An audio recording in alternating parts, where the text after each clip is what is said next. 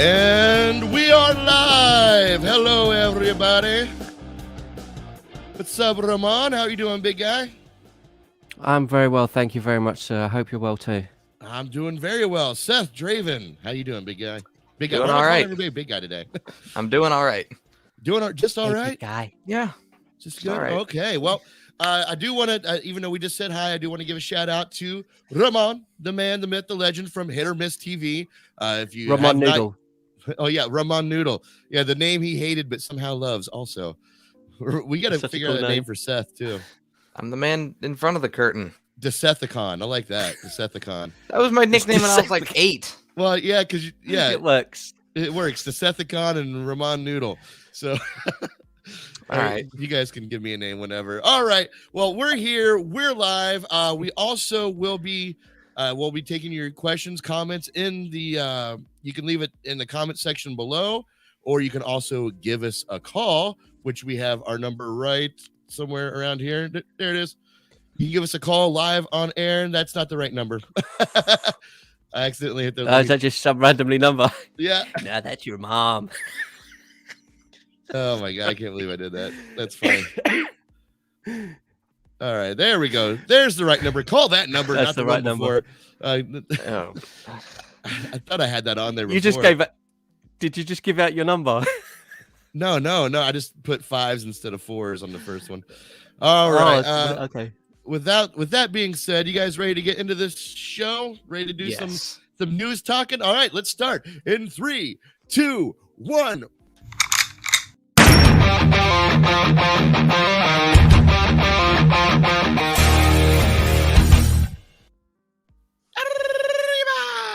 Okay, everybody.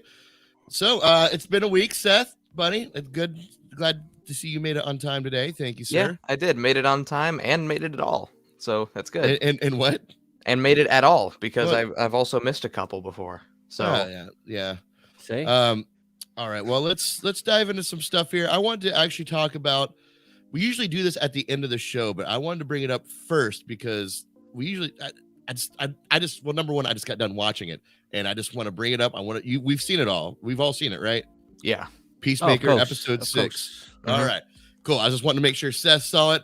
This is spoiler talk for Peacemaker episode 6. So if you haven't watched it, just tune in about 5 minutes. We'll be done with spoiler talk. But thoughts, gents. Ramon, please take the floor. It's not really a lot to say. I love the show. And I really, really love the show. I didn't want it to end again, and I'm looking forward to next week's. And I'm going to throw it out there, and I think, well, no, I'm probably going to upset people, but I think it's better than most Marvel shows, if not better than all of them, personally. But that's just me. I'm gonna agree That's with just you. me. In terms of Disney Plus. Yeah, I just enjoy it. Like when by the time of the end of each episode, I'm just sitting there like, damn it, I've got to wait till next week. And it's that thing that we weren't getting with the Marvel shows, like the cliffhanger. I'm kind of like sitting there now, like I can't. Eagerly, bro. Yes, I knew you'd be happy about that. Eagerly finally paid rent, man. He finally showed up and he was badass, dude. I told you would come good. I told you. I was thinking, something's going to happen here. Like they're going to get caught. And yeah, sorry, like Seth, you're over to you, man. But yeah, mate, I love it. Seth, what are your thoughts on Peacemaker episode 6? You see, I've gotten to the point where I'm sad that there's only 2 episodes left. Because we have episodes 7 and 8, and then it's done. And that just bums me out because every week it's just something fun to watch every week. You know, like not only is it just fun, but it's actually good. Like it's actually good. It's funny. I like John Cena in it. I like I can't remember the guy who plays him, but I like Vigilante now. I didn't like him at first. And I'm starting to come to your side of things, man. I'm starting to agree with you. He is more of a Deadpool type of character, you know, like if Deadpool were a little nerdier, you know, a little bit more introverted. Yeah, I think he's him. He's man. He's starting to find a way to be his own character, but when he was there, like at first, he felt just like Deadpool to me. I knew when I saw Eagly killing people. My first thought was like, Ramon's gonna love this. Like this is like the one thing Ramon was looking for. Yeah, I absolutely loved I loved the new episode, and like what this episode did for me. Hold on, Ramon. What this episode did for me was like, remember how I told you I had some concerns about the comedy, maybe leaning too hard on it?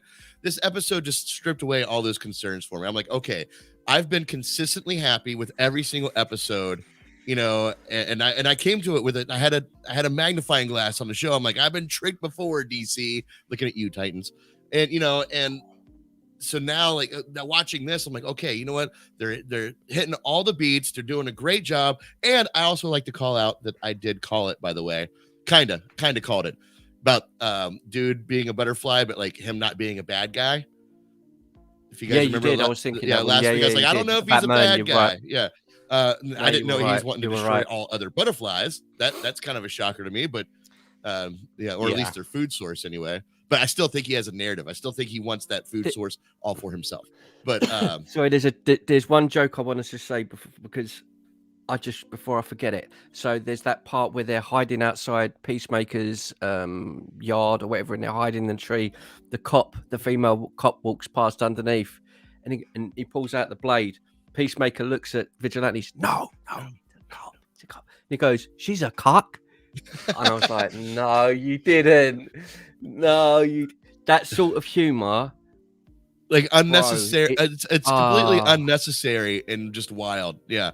I love it, man. I really will venture to say either Warner Brothers is the shit show that they are a shit show, but like they're toe in the water with this whole DC universe that they streamed first, you know, Doom Patrol, Titans. I really think that was their way of like testing the waters for a show like this. Like they were trying to figure out, you know, the algorithm of what's, you know, how dark should they go, how funny should they go, and then I think Peacemaker is like that, you know, that what they came to a conclusion with, you know, how everything works. That's just my thought, but it's it's a little gleam of hope I've had with DC lately. So in general, like you said with the shows, I mean, I'll watch them all anyway. Titans, I wouldn't say I love Titans, but I like Titans.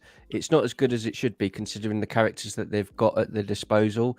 I love Doom Patrol like crazy. It doesn't, like I said before, it doesn't all really make sense, and it's kind of Peacemaker. It's got that same sort of vibe to it where it's just off the wall bonkers, and that's kind of the whole thing with DC in the first place of why I like DC, and this show has surprised me so much. Like Seth said just now, I don't want it to end either. I mean, it's good that it is because that shows that it's good right, that we're enjoying something, and you don't want it to end. That's a good thing. But yeah, it's so much. Seth as well. Seth, can you believe this? I don't know if I said this last week. Yeah, this ain't even out in the UK, and there's no plans for it to come out over here. Like, really? Yeah, man. Wow. I looked he's using our HBO Max. I knew he was using ours. I didn't realize that it just wasn't like out at all. I didn't realize there's no plan. It'll probably come out at some point. I think Titans comes out over here on Netflix, as does Doom Patrol or one of those. So I bet you any money Peacemaker will probably be out like July, August on Netflix over here or something. Which is they're missing. I think that's one mistake I think they've made. They should have somehow got it should be out everywhere, not just here. It should be out everywhere. There's got to be a reason for that. There has to be a reason. I don't know what that reason would be, but there has to be something besides Warner Brothers are just complete and utter idiots. But I wouldn't be surprised if that also is the answer. Bloody good, man. Well, absolutely. And I feel like I've been in a daze. Like, you know, remember how like, we were watching Hawkeye and I'm like, it's pretty good. I'm okay with it. You know, and you guys like, no, it's not as good as you think it is. Like now I'm watching this and I'm like, man, like I was just kind of like, I was just like mind numb to like how bad Hawkeye actually was. Like it was fun, but it was nowhere near as good keeping my interest as this show is. Like I am genuinely excited for this show, and its rewatchability is like I wouldn't mind watching it again as soon as it's done. Do you know what? Even though I've only done the review thing, I'm just doing like reviews. I'm watching it and then I'm just doing like a 3 or 4 minute recap review. Was it good? Was it bad? I'm not doing like the full reactions. I think if and when it ever does come out here in England, I will do reactions to it. I might as well because I want to watch it again anyway. That's what I'm saying. Like you've just said, I'm already thinking that, which is crazy. I'm already thinking, I want to go back and watch it because we were all sort of like, it's going to be a bit crap, but it ain't. It's really good. Yeah, it's so good. I'm so glad they did it, and like it really screams James Gunn and what makes him successful as a producer and a director. He's just, it has his fingerprint all over it, and I'm really excited for what he's going to bring. Season 2 that's going to come. So the show's really got my attention. Now, a show that hasn't got my attention yet, just because I'm not really Star Wars-y, but I know you guys like it, so I'll open the floor to you, gentlemen. Keep your spoilers light, very just minimal spoilers, if you could, please. Okay.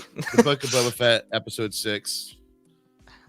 The only thing I know about it is I don't know what we're supposed to say. The whole episode is like a spoiler. Like, it's like trying to talk about Endgame without spoiling it. Like, you can't.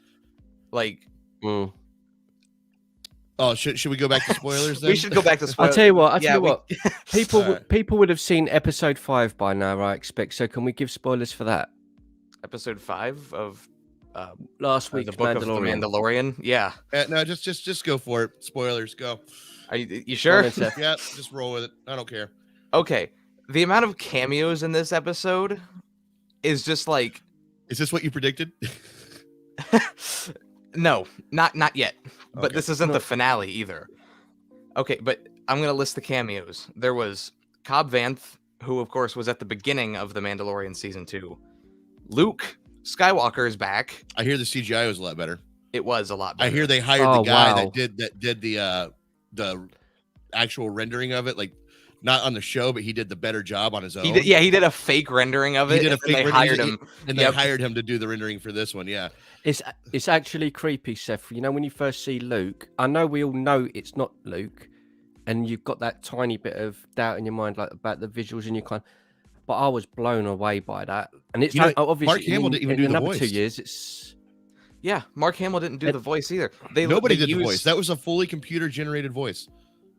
It wasn't. No, some of it was, but they said they took audio from the original trilogy and just like cut it up and like redid it. I'm not going to say you're wrong, but what I read, like I read a whole article about it. I didn't put it on the Drive-By News or anything, but like the article I read is that they did go through all the old movies and all that stuff, and they put that into a computer system to synthesize their voice.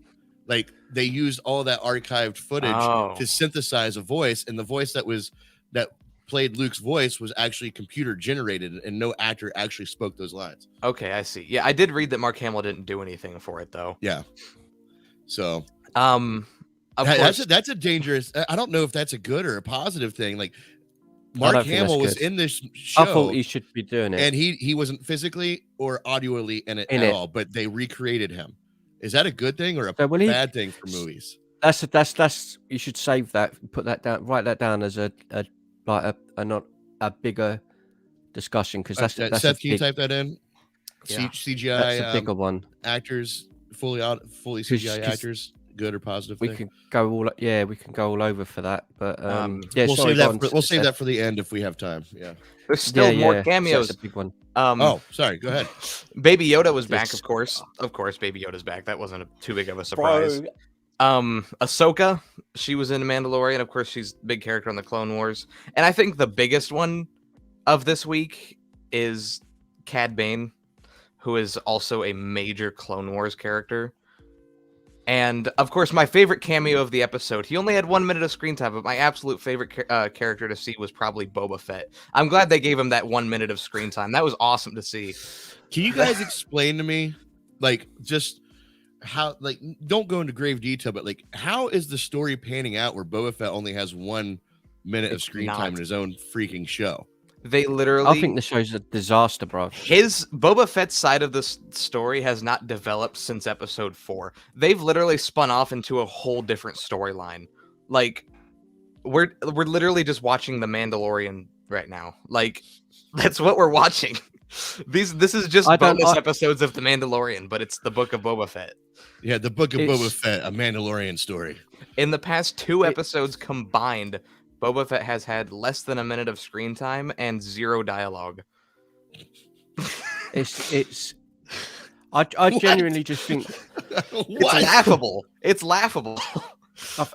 I think it's shocking. I do. Like, in terms of the writing, in terms of everything, I think it's disgraceful, really, because it's blatant. Like Stevie said, that this was just being used as a package to cover Mandalorian and get people enticed into season 3, which we all are anyway.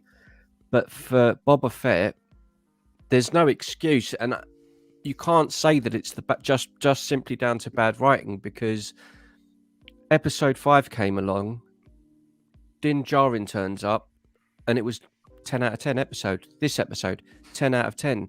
So then when it goes back to Boba Fett, is it just going to be poor again? It shows you they do not care at all about the character. No, they don't care. You can't go from that to absolutely brilliant. Like, to me, these last 2 episodes,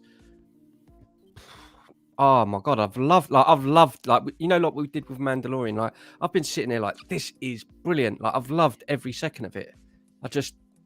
I have no idea. Still have no idea. I don't know. It's very odd. Like, I want to know, like, what Jon Favreau, like, what his integrity and goal was with this show. Right, that's the thing. Because if he looks at the camera and says, well, all I wanted to do is promote the Mandalorian and make you guys realize that you don't need Boba Fett, and like, if he said that, then be like, okay, well done, sir. Good job. If he's like, I just wanted to tell a rich and different side of Boba Fett, like, no, you failed, you suck. You mean, and by that he means Boba Fett getting beat up in his underwear. Yeah, those are the brilliant moments of Boba Fett we get to see in this show. That's the thing, is like, we're laughing that Boba Fett isn't there that much, but when he is there, he's so lame. Like, he's not doing anything. Bad. He's either just walking around meeting people, or he's getting beat up. Like, they're literally ruining the legacy of Boba Fett, because what's going to happen now is that we're going to, or at least you guys, and from me, just like secondhand with this knowledge, we're going to go back and watch the old Star Wars movies, and we're going to see Boba Fett, and we're not going to have the same, feeling that we did before. Like, oh man, you don't mess with that guy. We're just going to look at him and be like, that's why I think it's disgraceful. Like, I'll say it, I don't give a damn. I think Disney are disgraceful. I think Favreau's disgraceful. Filoni are disgraceful, because if the entire show was bad, if we were sitting here still saying, oh my God, Mandalorian's in it, but it's rubbish, it's just not working. It's not like that, though. It's gone from sort of being absolute trash to then being like the X-Men Logan. It's like going from a really crap movie, and then Logan comes out. That's the next episode is Logan. You go, well, that was amazing. And then the next one is trash again. You're like, I don't get it. It just doesn't make sense. The only thing I can think of is like you said, they genuinely do not give a damn about the character. They can't do. Clearly they can't do, because you see it there when you're watching it.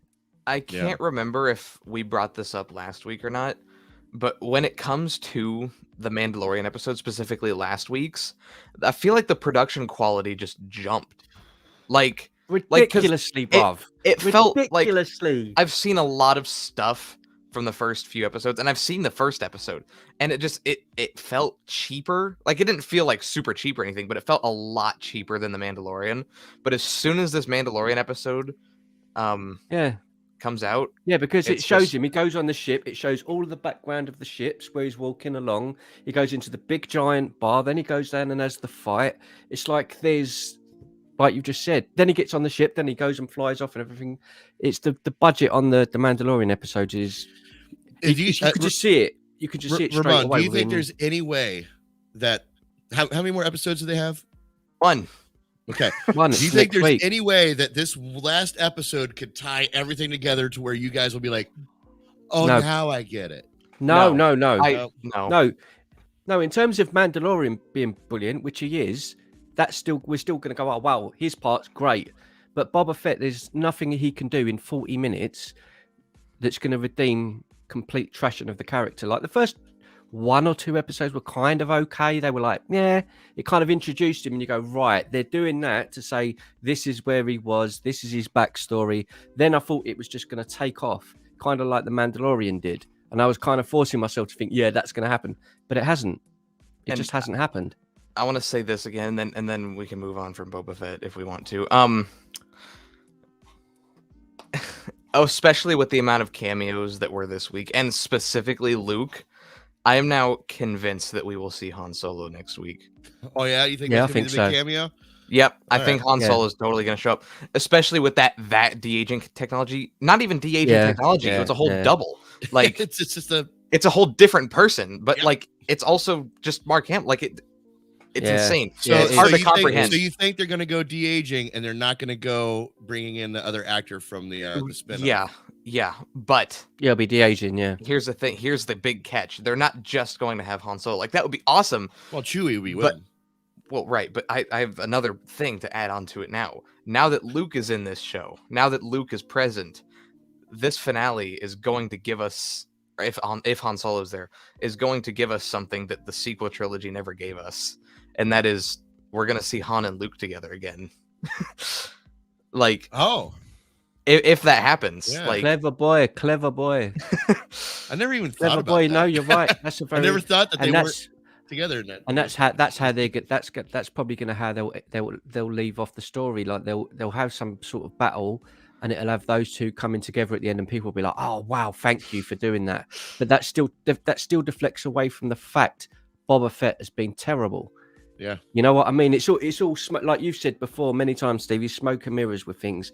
That's what this show is. And I don't even think Tamora Morrison, who plays Boba Fett, I mean, he's been in interviews saying how bad it's been. I feel sorry for him as well because I like him and he was great in the original movies and stuff like that. I think it's tarnished him a little bit as well. Do you see what I mean? Because he can't really. It's not totally down to him. Same with Luke in Last Jedi. Mark Hamill, it kind of tarnishes the actor a bit, and you're like, that's not fair on them either, man. Like, I don't know. They can. The thing is, they can like Boba Fett. I still believe that character can be redeemed. If this is look, we've got to go. This is a trash bag fire. Look, it's done. It's not good. The character's not good now. However, they can do another season of Mandalorian and bring Boba in it and show that darker side to him again and redeem the character. You can always do that, but as far as this season's gone, nah. Yeah, they haven't done Boba Fett justice. Bring justice to Boba Fett. I mean, dear Lord, but Grogu was amazing, bro. How long have they been asking for this show? Okay, let's move forward here. Before we do, I did want also to we do have a question of the day that provided by Mr. Seth Draven for us here, and it says, "Who do you think is the most well-written character of all time? All cinematic, TV shows, movies, whatever. Let us know. We will post this question in the comments, and we'll have a discussion about that by the end of the show. No need to answer now. But yeah, we'll talk about that near the end of the show. But I want to give you some time to think because I'm a thinker. I need to stew on things, so I thought I'd give you the same respect. Also, let's see. Okay, that's you. Okay. Also, if you have any questions or comments or you want to add something to our live stream, please comment in the comments below, or you can also give us a call live 740-527-3447. We are taking calls now if you are interested and want to join in on the conversation. Yeah, oh yeah. And Ramon, he used to work for an all-male hotline, so like he knows exactly how to talk dirty to you and make you feel good. So you like movies, huh? Let me show you my dark side. All right. Right, before you jump onto the next thing, look, I've got to say this one last thing about that show, yeah. Grogu's amazing. Grogu is amazing. Like, that's all I cared about. Baby Yoda is Grogu. That's his name. Gotcha. That's all that's all I cared about. I cared about. Let's not start another train here. Give me 20 seconds. Give me 20 Sorry. seconds. I think they're going to announce another show at the end of it. How they announced this show at the end of Mandalorian, I think they're going to announce another one. I don't know what, but I feel like Luke, that was my first thought. But okay, I'm done. Oh, it's going to be a Luke and Han, buddy cop show. Okay. So, here's something that I read that Seth sent an article to me, and I really just want to get your take on this, Ramon, because I definitely have some words on it.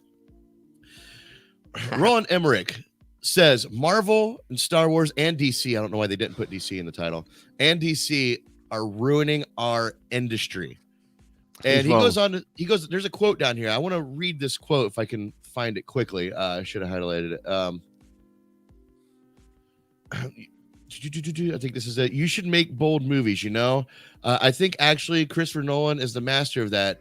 He is someone. Oh, get out of here. He is someone who can make movies. Okay, that's not the quote I'm looking for. Damn it. Well, the quote basically says that these movies are pretty much making it impossible to create an original story that is so action packed and and bold and exciting, because these Marvel, DC, and Star Wars properties are doing it essentially too good. What do you guys think about that? Does that make any sense to you? Okay, so he's complaining that he feels that original movies aren't getting enough praise. And is that what it is? Yeah, something like that. Like, I agree and disagree. Yeah. Can I list some movies that this guy's made? Yeah. Yes, that's exactly what I was going to do. Yeah. Independence Day, Moonfall, The Day After Tomorrow, Independence Day 2, 2012, Godzilla. You want to name what genre that is and how they are all the same movie? They are all world-ending movies. Yeah, Day After Tomorrow, 2012. I mean, you just changed. And you changed the disaster.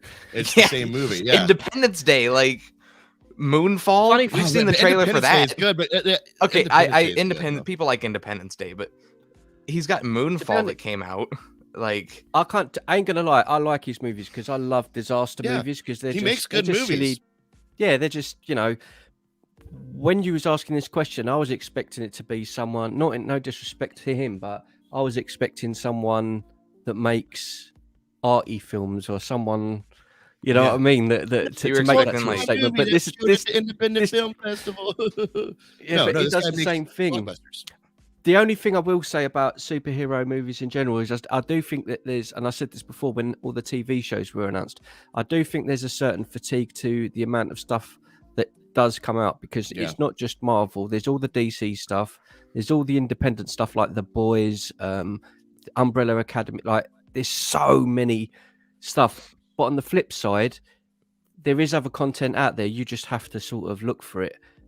It's just at the minute, I just think the last decade, superhero movies have had the spotlight. It's not always going to be like that. It's like anything. They're just on fire at the moment with brilliant content. In the next couple of years, it will go back to sort of being on streaming services, and we'll all follow it, but it won't be the same. I don't believe it would be the same enterprise. It's just swings and roundabouts, I think. That's how I think anyway. Well, I think blaming any sort of property for ruining an industry because it stifles creativity is an excuse for not being creative. This is what creativity is birthed from, right?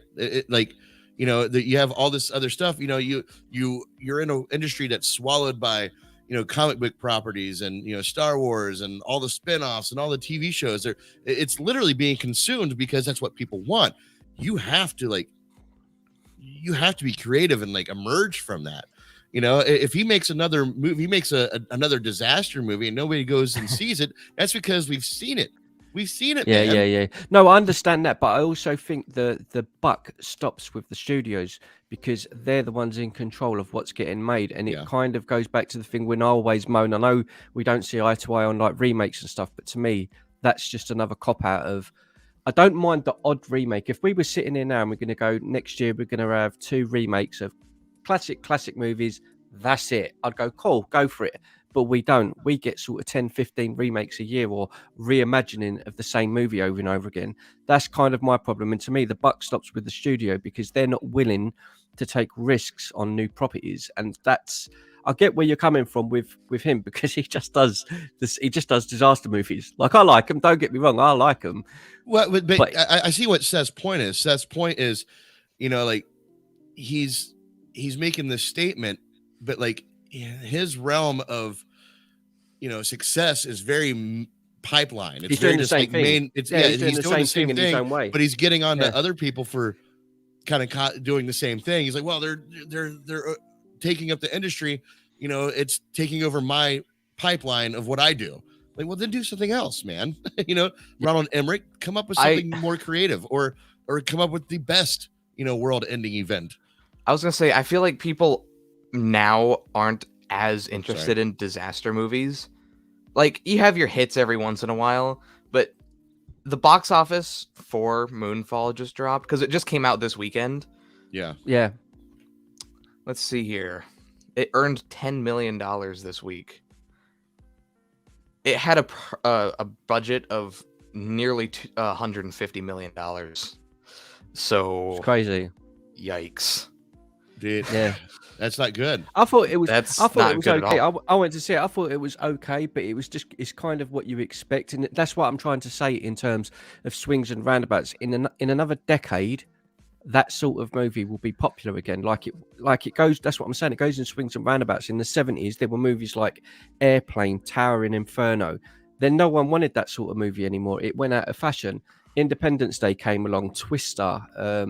What was the other one? Deep Impact in the 90s. They were massive again. Then it's just kind of gone out of fashion again. I just don't think this was maybe coming out at the right time, like you say. I just don't think this is something that people are really looking for at the moment. But in another 5-10 years, someone will do a disaster movie that's successful, and it will just be like the phase again for another 5 years. Do you know what I mean? But yeah, I just don't. Yeah, you're right. I just don't think people were looking for that sort of movie right now.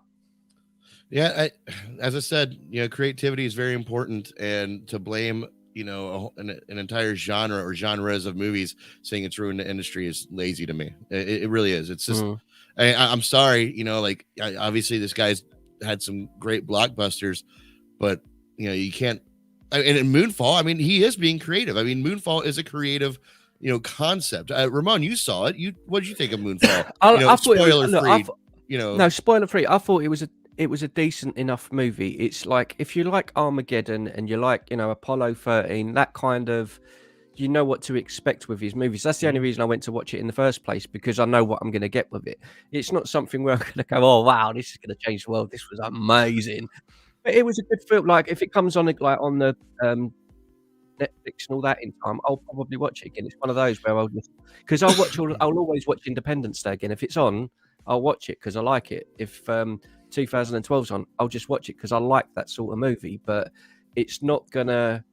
One, it's definitely not gonna be for everyone, and it's not really. I don't think it's something really necessarily for the masses. Like when so do you think its lack of success is to be blamed on other genres of movies, other properties, or do you think this falls on the shoulders of Roland Emmerich?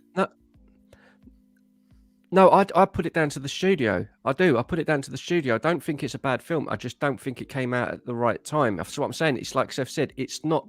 People are not sitting here at the moment going, "Oh, we need a disaster movie." It's like the hype. Everyone's hyped up for disaster movies. They're not. So if something like that was going to come out, it really should have come out in the summer, maybe. Well, like when there's like the big blockbusters and stuff. But it just. So you're talking about the time of year instead of like the movie watching climate. Because there was no hype for it. There was no. It just came out. It's just what you just said kind of plays into what he's saying. There's nobody sitting there going, "Oh, we need another disaster movie." No, everyone's screaming, "No, we want a comic book property." That's kind of what he's saying. He's like that's the problem. Everyone wants a new comic book movie. When you put it that way, like what you just said, genuinely as a fan and a movie viewer. It kind of proved what he was saying a little bit. Yeah, I mean, I do like what he's saying. I like the film, but it's what I mean. I'm not, unless it's a title like Independence Day, or for example, I don't know, you bring back Bruce Willis and Affleck for Armageddon 2. Like, unless it's something like that, you're not going to get people hyped up for. It's got to have that whole spectacle. Everyone in the world has got to be on board with it. It's got to have the flipping Aerosmith soundtrack. It's got to have the flipping Superstar at the front. It's got to have the whole package. This wasn't really, and it's come out January, February. It's not really the right time for that. Wait a minute. I'm going to throw a wrench into everything you're saying right now. Go on then. Don't Look Up. World-ending event. Yeah, but it was. Yeah, but that was on streaming That was on streaming platforms. No. That was on not just streaming, but wasn't that like kind of being used as like a social commentary? Like, the world.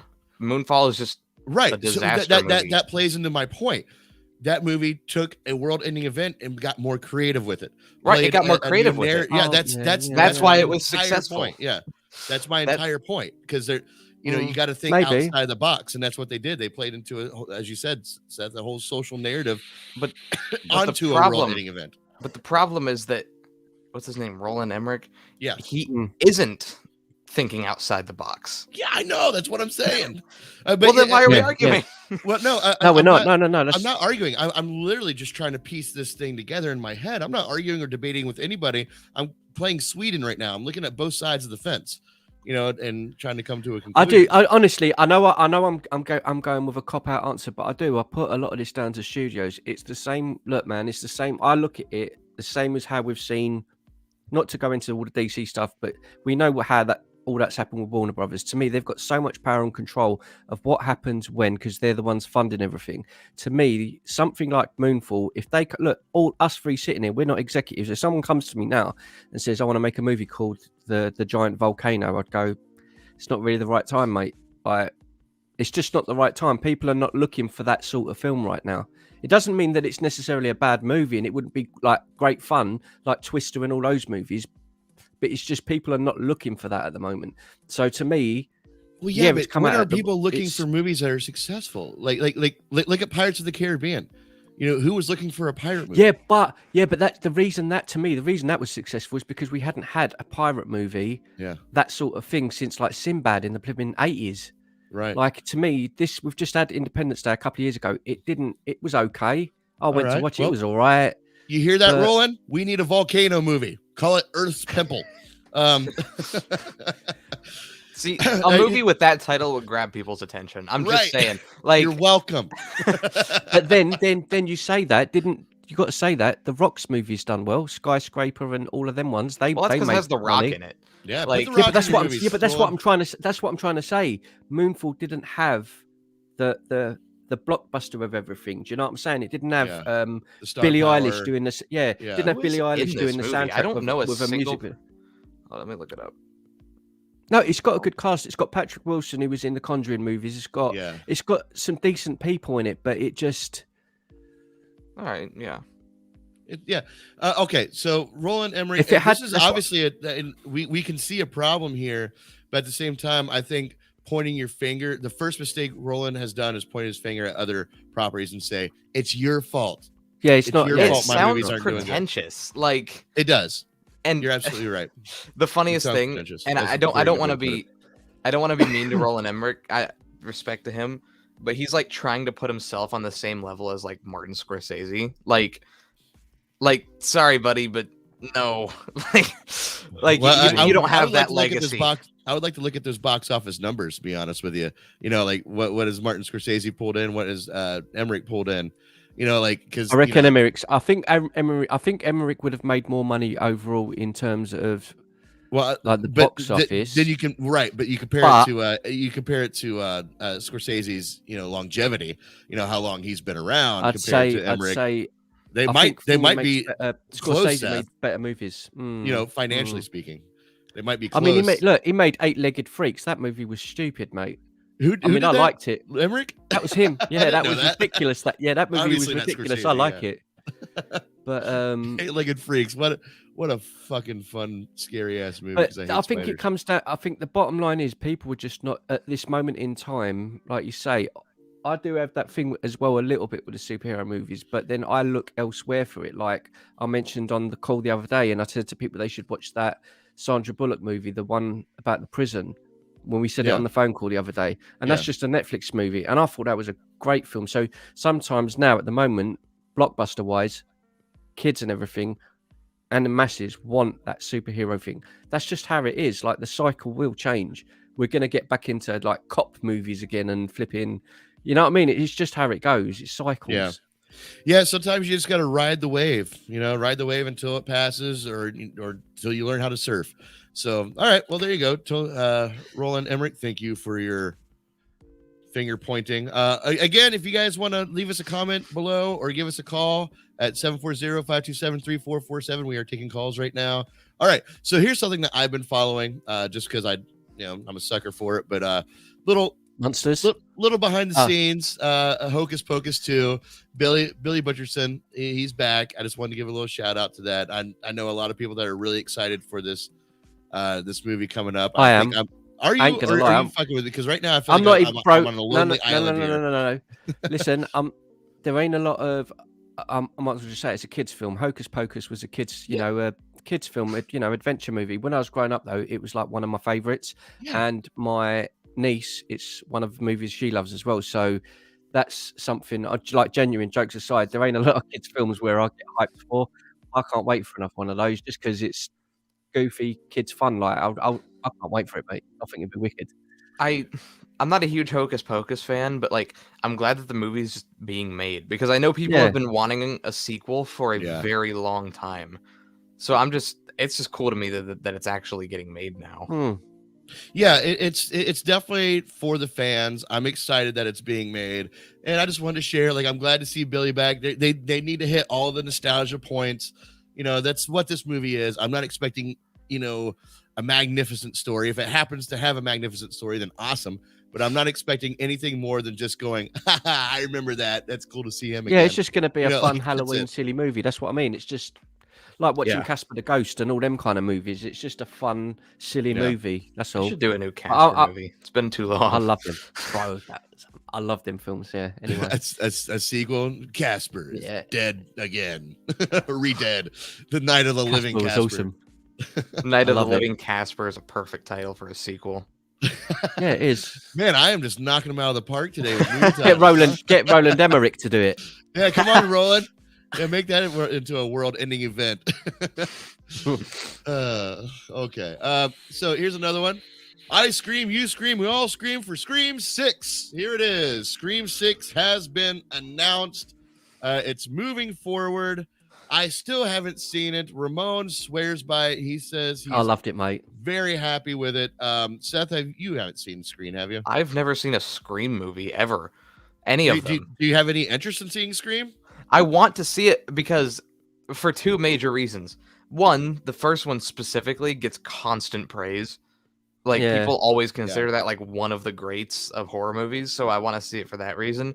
And two, Wes Craven directed it. And I like Wes Craven. He directed the first 4, didn't he? Yeah, he did. He directed the first 4, but so I want to see that. I think it was a really good movie. So. I mean, it's like with all horror movies, it has like the odd movie. It has the odd thing in it where you just go, "Oh God, that was a bit silly" and stuff like that, which every horror movie has. But I only watched it, as I say, to do the review for the channel, and I was not like. I'm kind of have Seth's feeling. I'm like, yeah, I'll watch it because But I had such a good time watching it. I think it's just because it gave me what you want. Like, you go in, all I want to see is Ghostface, loads of teenagers running around, and loads of people getting a slash. Yeah, great. That's it. Like, so I really enjoyed it. It was good. Aaron, did you obviously you like Scream? Did you see Scream 5? I can't remember if you have or not. Let us know what you thought with the. And obviously, you're good kills in it as well. So, but like Aaron White is like excited for most movies ever in life. So, but yeah, let us know what you give us a little quick spoiler-free review of Scream 5 for us if you could in the comments, or you can give us a call, whatever you want to do. All right, so yeah, Scream 6 moving forward. I'll tell you this: the hype behind Scream 5 is making me want to go see it. I have no interest in Scream. Saw the first movie, I really enjoyed it. Saw the second movie, didn't care for anything after that. I was like, okay, cool, one and done. And then they made 4 more. So I'll personally throw it there, and I know I said it on here before when I went to see it that week. I'd put You're it gonna on shave your head. par. Oh, sorry. Go ahead. No. I'll put it on par with the original because, as I say, I missed I watched the original when it came out, but I was too old for the hype for it because I'd seen your Freddys and your Jasons. So to me, they're the kings of it all. So it was good, but I think it's like Seth's age now. If you're watching it now and that's your first exposure to that sort of movie, you're gonna go, "Oh wow, Scream," because it's your era. For me, this one, I just thought it was so good. Again, I was expecting to go in there, you know what I mean, and watch a movie like the newer Matrix movie and go, why did you bother making it? Like, why did you bother? But I didn't. I came away and I was just like, that was awesome. Like, it's what you want it to be. You just want a slasher, and that's exactly what it is. See, it was good. I'm definitely. Who made that movie? Who made Scream 5? I don't know. I hope it's the same team behind it though, because they where's it going to the same stream? team. Where's it going to Yeah, stream that's is cool, where I'm man. wondering. You see, I haven't dove too much into this because I'm not like some massive Scream fan, but as far as I'm concerned, there are some huge legal issues when it comes to Scream streaming on things, like the entire franchise. Wow. Scream So- stream. There's a reason that none of the Scream movies are streaming anywhere right now. Spyglass, that's who does it. Right? Maybe. I don't know. I think so. That's Yeah. true. I don't know 'cause you anything do about get- Scream. We only get the odd movie here and there. You get like Scream 4 will be on Netflix for like a month and then it'll be gone. And then you don't really get the original. You don't get like the original. You don't get like, you know, with Halloween, you have the whole lot come out. And that's true with Scream. Yeah, it must be a sort of legal, This thing going on. this literally this has nothing to do with it, but you said that and I just had to bring this up because it's something I noticed. I did all the Karate Kid, or not all, but I did the first 3 reviews, and Aaron White, much like my Nightmare on Elm Street, is hassling me to finish those. But I paid, to rent them on Vudu, and now once I did that, now they're all free on Netflix, every single one. I just had to put that out there. Well, but to be fair, so are the other 2, the next Karate Kid and the remake. So I can at least grab onto those and do a review, finish my review series. I'll tell you what you should do. No, honestly, Stevie, when that one comes out, you two should do a reaction to that newer Scream, because it's watch the first one, then watch that one, because it's kind of like watching the original Halloween. You can kind of skip the others. You can watch all the other ones, but if you watch the first one, then 2018, I would love to be there for Seth to watch the first Scream movie. I would love to see him just watch and see what he thinks, because Seth, I don't know if you know much about Scream, but what makes that movie fun is the fact it's for movie buffs. It's for horror movie fans. I've heard it's almost like a spoof, but it's also like really good at the same time. Well, what it is, kind of like Seth, like I'll be right back. Right, it's that kind of stuff. You're like, well, no, you won't. You'll die. Like they intentionally play into classic horror movie things and mention many horror movies, as like why they're doing it. It's really fun. It's very unique, and I'm glad Wes Craven was behind it. But it's not in the movie, but the sort of comedy and stuff that's in it. There'll be a big party, 2 girls, and she'll be like, "Oh, I'm just gonna walk home alone." And it's like, oh god, so that means the killer's gonna get her, but then it turns into horror and the killer does get her, kind of thing. It's that sort of right. They use it as it's satire, all the brilliant. horror movie classic stuff, and the killers are really doing it based on that. So fun. All right, moving forward, another horror franchise, Insidious 5 begins filming in spring with a first time director. Do you know who the first time director is, Ramon? Wasn't it James Wan? No, James Wan. James Wan's not directing this. Nope. I thought it's a James Wan property, but I don't know then. Patrick Wilson, he's directing it. He's going to star in it and direct it. Okay, it'll be his directing debut. I have no idea what that means exactly, but yeah, it's his directing debut. I kind of lost it. I'll be honest, I kind of lost interest in the movies. I like the first 2, I think, are good, and I've watched all the others just for the sake of watching all the others. But it's the first one's like a really good horror movie. The rest are just kind of all right. I literally had no clue that there was 5 Insidious movies. I had no clue at all. I saw the first one. They're okay. The first one is magnificent. The first one, I loved it so the first well. film. Do you know what the worst thing about that is? It's always destroyed the franchise for me, is the fact that Darth Maul is in it. Go back to that picture.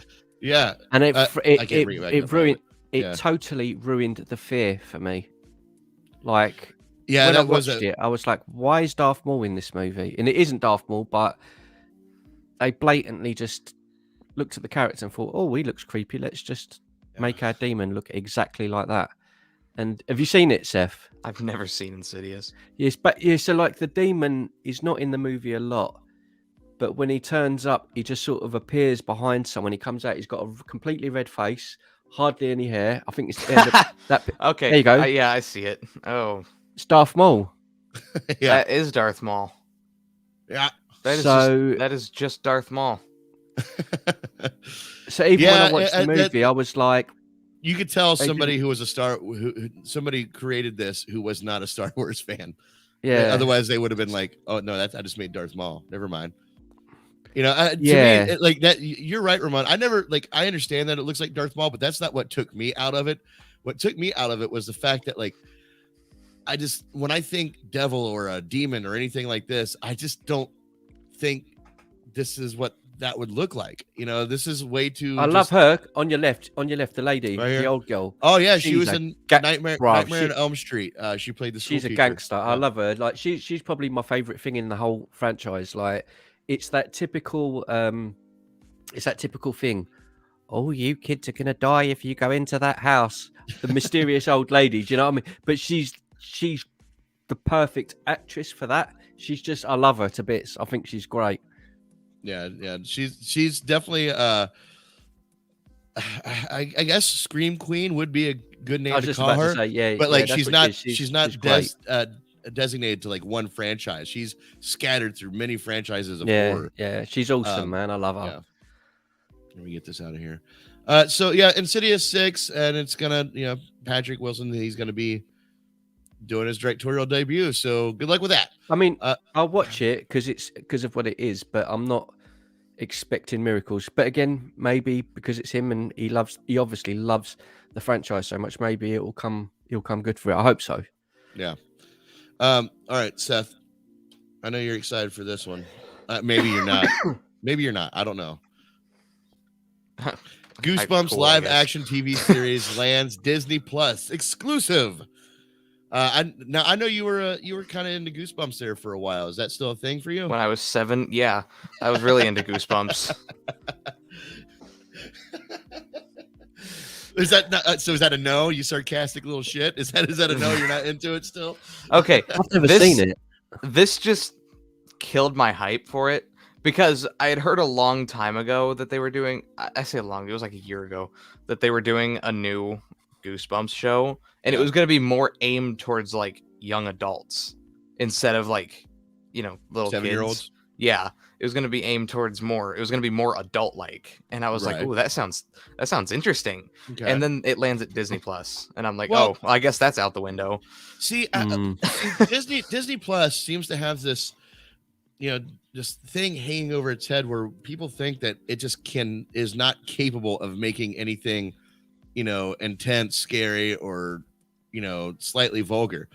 I think Disney might surprise us a little bit, especially look at, what was that? Guillermo del Toro. What's that movie, Seth, that we watched that we loved? Pan's Labyrinth. Don't tell scary stories in the dark.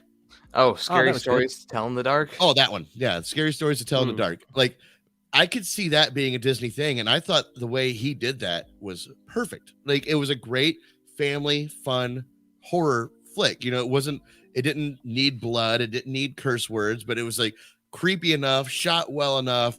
They used great cinematography to really just play into the creepiness of it. The story was meh. But still, like, you don't go to a horror movie for its fantastic storytelling most of the time. I still think my idea for a Scary Stories to Tell in the Dark TV show is good. Do you remember my idea for it? I told you the idea as soon as the movie ended and how I feel like they should have done it. What, every episode is a new story? Not just that, though, but every episode is just a babysitter telling kids the stories, and then you jump into the story. But in the final episode, the twist is that the babysitter itself is a story, because there's a story in the book called The Babysitter. So I thought that would be a nice way to kind of look at you. Look at him, see? Look at you, buddy. All right. Well, enough about Seth. We're talking about Goosebumps anyway. Okay. They did that was a great idea. I do remember. I think you said that on one of our. I think I did. We have a video up on that on Film Trigger. Yeah. Yeah. I hate it when he comes up with these ideas, Eric, because I sit there listening at first and I'm like, yeah, and he gets going, Seth, and I'm like, oh, that sounds all right. Oh, yeah, that's a really good idea. And then I'm like, but it ain't happening. Yeah, but it's not happening. Like, yeah, but it's just I don't think you should tell us anymore because they're too good. Like you'll come out with a really good idea, and I'm like, yes, Seth, keep your mouth shut. give us really bad ideas. All then right. then the studios will make them. All I'll give you a really bad idea. I swear to God, if you describe drive-by news, I'm going to slap you through the computer. We should do a news segment every Sunday at noon when nobody's watching. There's a bad idea for you. I'm crying on the inside. Anyway, Goosebumps is happening. Raise your hand if you're excited. I like R.L. Stein. I was a huge R.L. Stein, fan. Hang on. Think about it this way, Seth. Think about it this way. Obviously you are the main target for this series. You were the fan of it when you were 7 years old, and now they're wanting to bring it up to a young adult, or like yourself. They're wanting to bring it up to that level. This series is growing with you, and that's a positive way to look at that.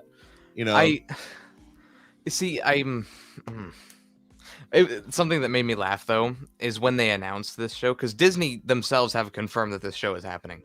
They posted just the Disney Plus logo with like some slime coming down at the top, and they put like some caption. It was like, "Oh, you're in for a fright" or something. At least half the comment section thought they were doing a Flubber TV show, and I thought that was really funny. Brilliant. Because they were like, "Oh my God, we're getting another marketing misstep." They were like, "Oh my God, we're getting more Flubber." It's That's like, funny. no, we're not. We're not getting more Flubber. We're getting Goosebumps. That's funny. Yeah, that was definitely a marketing misstep right there. That R.L. Stein, that's the one who done that movie, that the trilogy that I watched on Netflix last October. Something 1994, 1978, and 1606, whatever it was. Oh, called. The three movies, and I really enjoyed them. Yeah, I can't remember. Fright Night? No, it wasn't not Fright Night. It's Fear Street. Yeah. I quite enjoyed them. Like they're not like brilliant, but for Netflix sort of teeny kind of horror things, I thought they were pretty cool. The second one, 1978, is amazing. It's like basically it's like Friday the 13th. It's so good. It's so good. So boring. I loved it. Shut up. What's your issue? Why are you being anything? I'm kidding, but I'm not a huge Friday the 13th fan. No, it just scared you shitless when we watched it. On the. We watched it outside at night. Outside while we live by a lake. Yeah, we watched it in the backyard, and Seth got so scared. Every little twig he heard, he's like. Okay, but the movie wasn't scary. I didn't like being out there, okay? At all. I was just scared of something else, man. We watched Monsters versus Aliens out there, and I did the same thing. Like, it's not the movie that we're watching. So you're scared of that? I'm not scared of Monsters versus Aliens. Man, a lot about Seth today. Get him a little teddy bear. Look after him. I'm sure the Disney Plus series is just for you. Okay, so William Defoe responds to Joker fan casting. I know Seth didn't send this to me, but like I just thought his response, because we've known for years people have said William Defoe should play the Joker, and it's a great fan cast. We'll never know if it's actually going to happen. Probably not, but he finally responds to it. I just thought his response was so quirky that I really wanted to share it with you guys. And he states, and I can hear this in his voice, by the way, "I can't help that I have an expressive face. I can't control it. I don't think about controlling it. I'm not one of those subtle actors like Nicolas Cage and Al Pacino," which he's obviously trolling there. "Maybe that's why people come up with me and say, you know what role you would be perfect for? The Joker. Always nice to hear that you have the vibe of a sociopath." Like, he's got such a good point, man. I just wanted to share that. I would love to see him as a Joker, personally. What do you guys think about that? I think it is good casting, but I'd never want to see it for one reason. He's already Green Goblin. Like, I feel like him being Joker would kind of like take away from his role as Green Goblin. Like, I don't think he's so. already done the crazy thing. Like, he's already take away from. No, it's like I disagree with that 100%. Also, the pettiness in me is going to correct his name here. I knew I spelled it wrong. I knew I fucking spelled it wrong. Also been pronouncing it wrong for like 2 years. Willem. There you go. Willem. Oh. His name is. Oh. Willem. Stevie. Oh, well. I'm something of a scientist myself. Oh, that's good. I'm good. Thank you.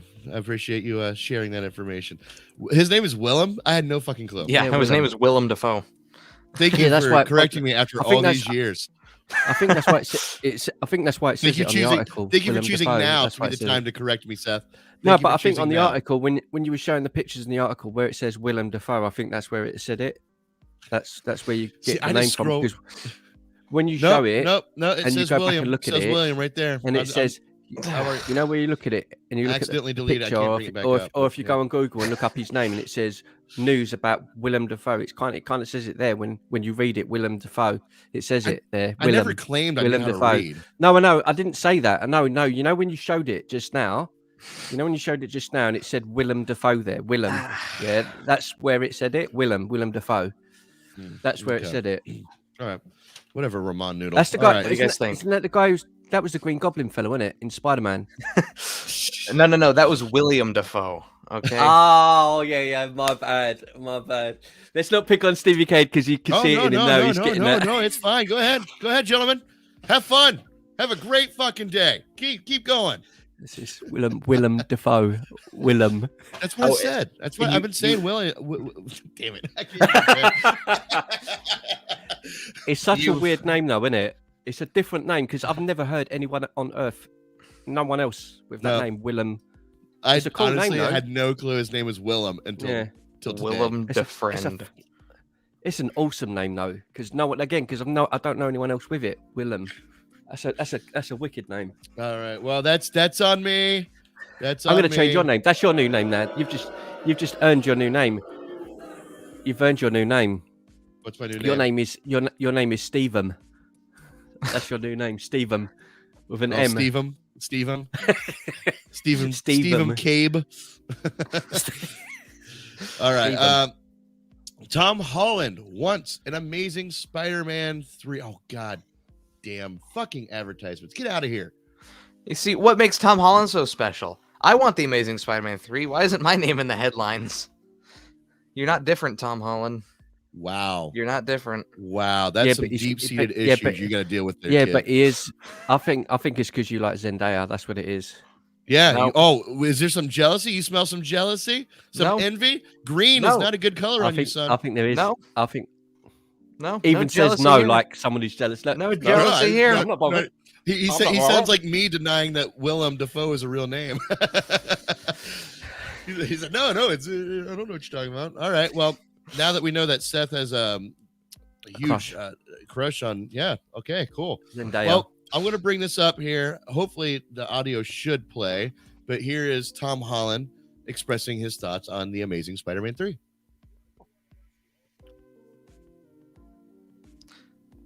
Okay, well, the audio is playing. You forgot to do it, didn't you? Stevie. What? I can't hear you. There's no audio. There's no audio. There's no audio? No, there's no audio. Dude, hold on. God damn it. Give me a second.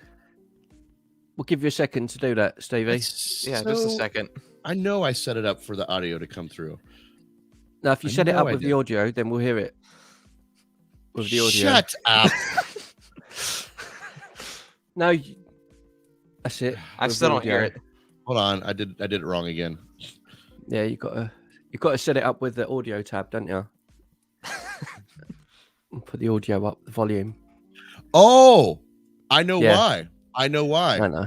See? I have to do it through the screen share because when I do it just the window, it doesn't give me the option to do the audio. So I have to do the screen share. That's what it is. Yep. If you do screen share, then the audio tab, click it. I did the wrong one. This is turning into a shit show.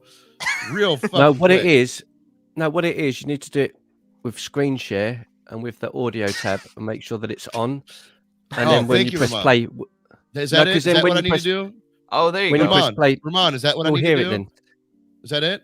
Ramon? Yeah, that's what I thought. Okay. Andrew, we can hear it now. We can hear it now. We can hear it now. Can you hear it now? Yeah, finally. We can hear it now. Yeah, we can hear it now. All right. Shh.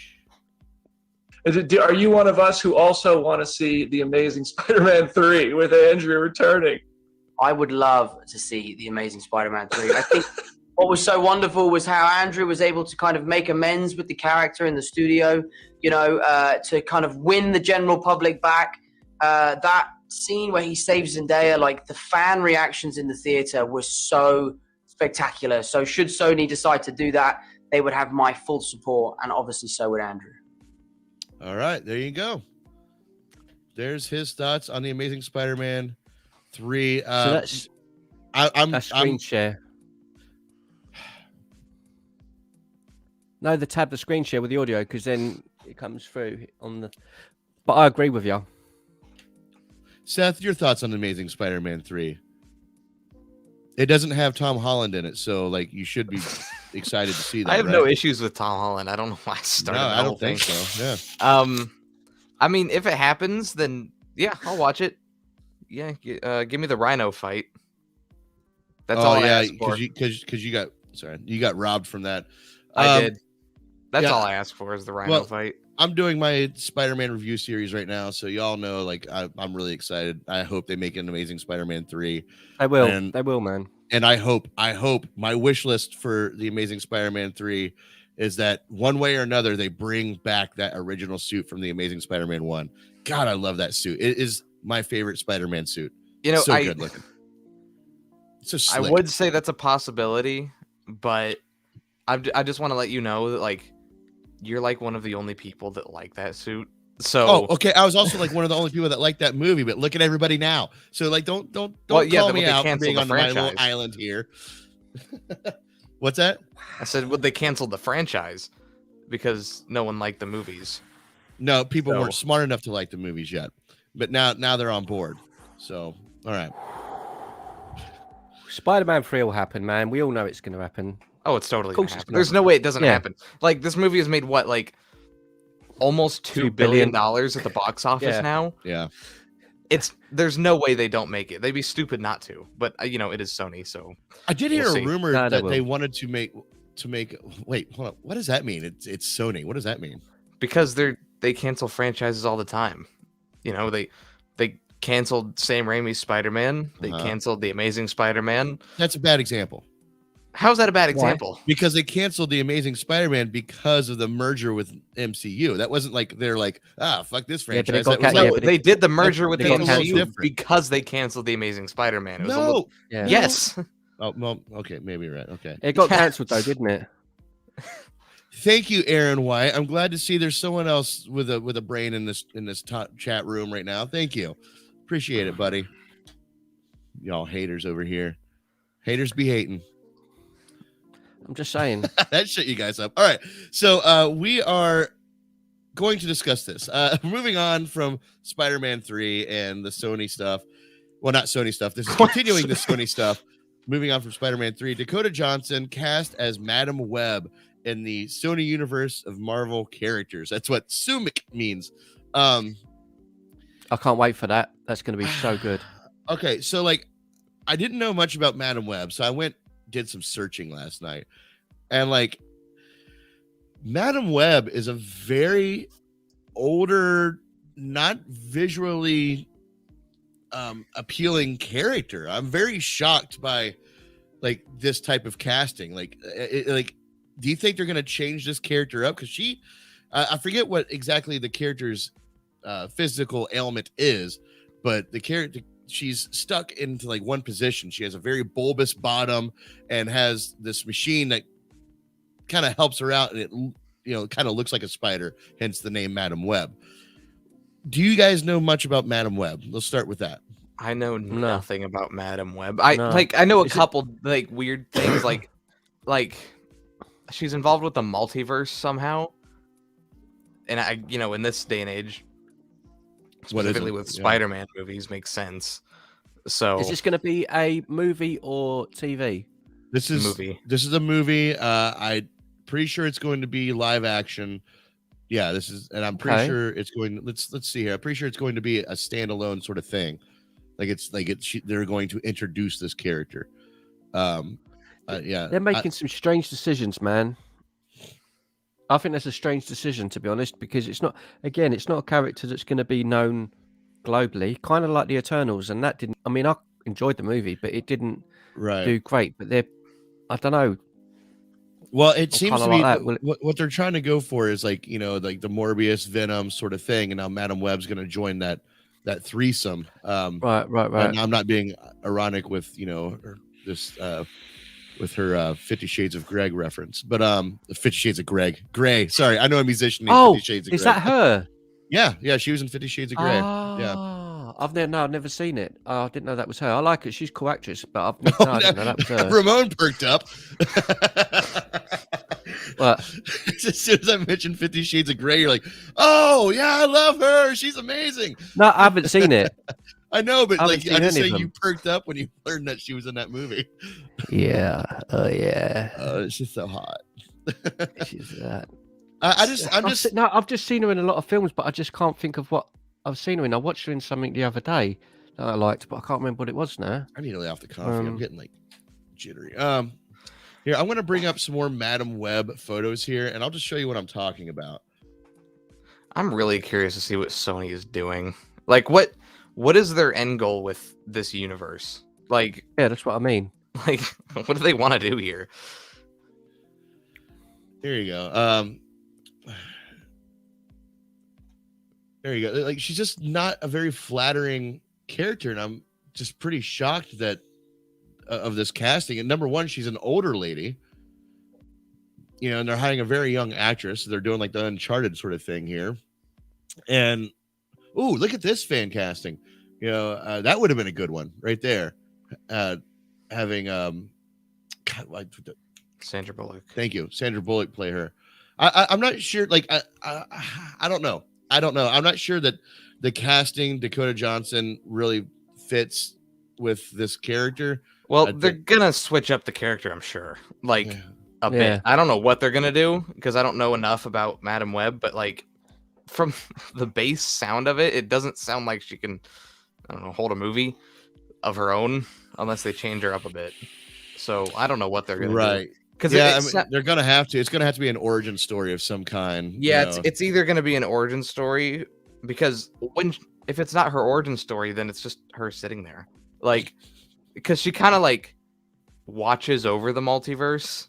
Yeah, and like, you know, like if something's wrong, she sends people to like stop it. It's weird. See, this is the stuff you're supposed to say when I ask you if you know. I just remembered it because. I just remembered I forgot it until now because I knew I had something else to say about it. I just couldn't remember what it was, but that was it. But well, that's Sony's moving forward with that, and they're doing they're going to add her into the Spider-Verse. The Spider-Verse stuff has a very huge possibility to get very crowded very quickly. Right, we're already confused on what Venom's deal is. You know, like he's in the MCU, but it's not going to be Venom, but it is Venom. You know, it's loosely tied into Tom Holland. They just put him there just to leave his goop and leave.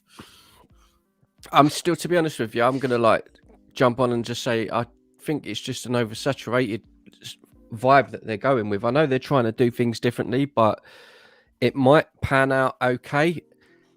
But going back to watching what we had with like Infinity War Endgame and how that all ended, I don't have that same passion with all of this stuff coming out. Like, it might be good. I thought the Spider-Man movie was good, but I don't have that like that buzz yet to sort of, maybe it's just that they've gone back to the beginning and they're sort of introducing new characters and stuff like that, but they just don't feel connected. To reach that sort of, that's why I was saying to you about phases of movies being successful. I think this stuff will do well with Marvel fans, but I can't see if you release like Morbius, Madam Web, Eternals 2 or whatever they do, Shang-Chi 2, I don't see the Spider-Man, Iron Man, Captain America fan base, you know, of the millions and millions around the world jumping on that the same way, because those characters are just not known as much.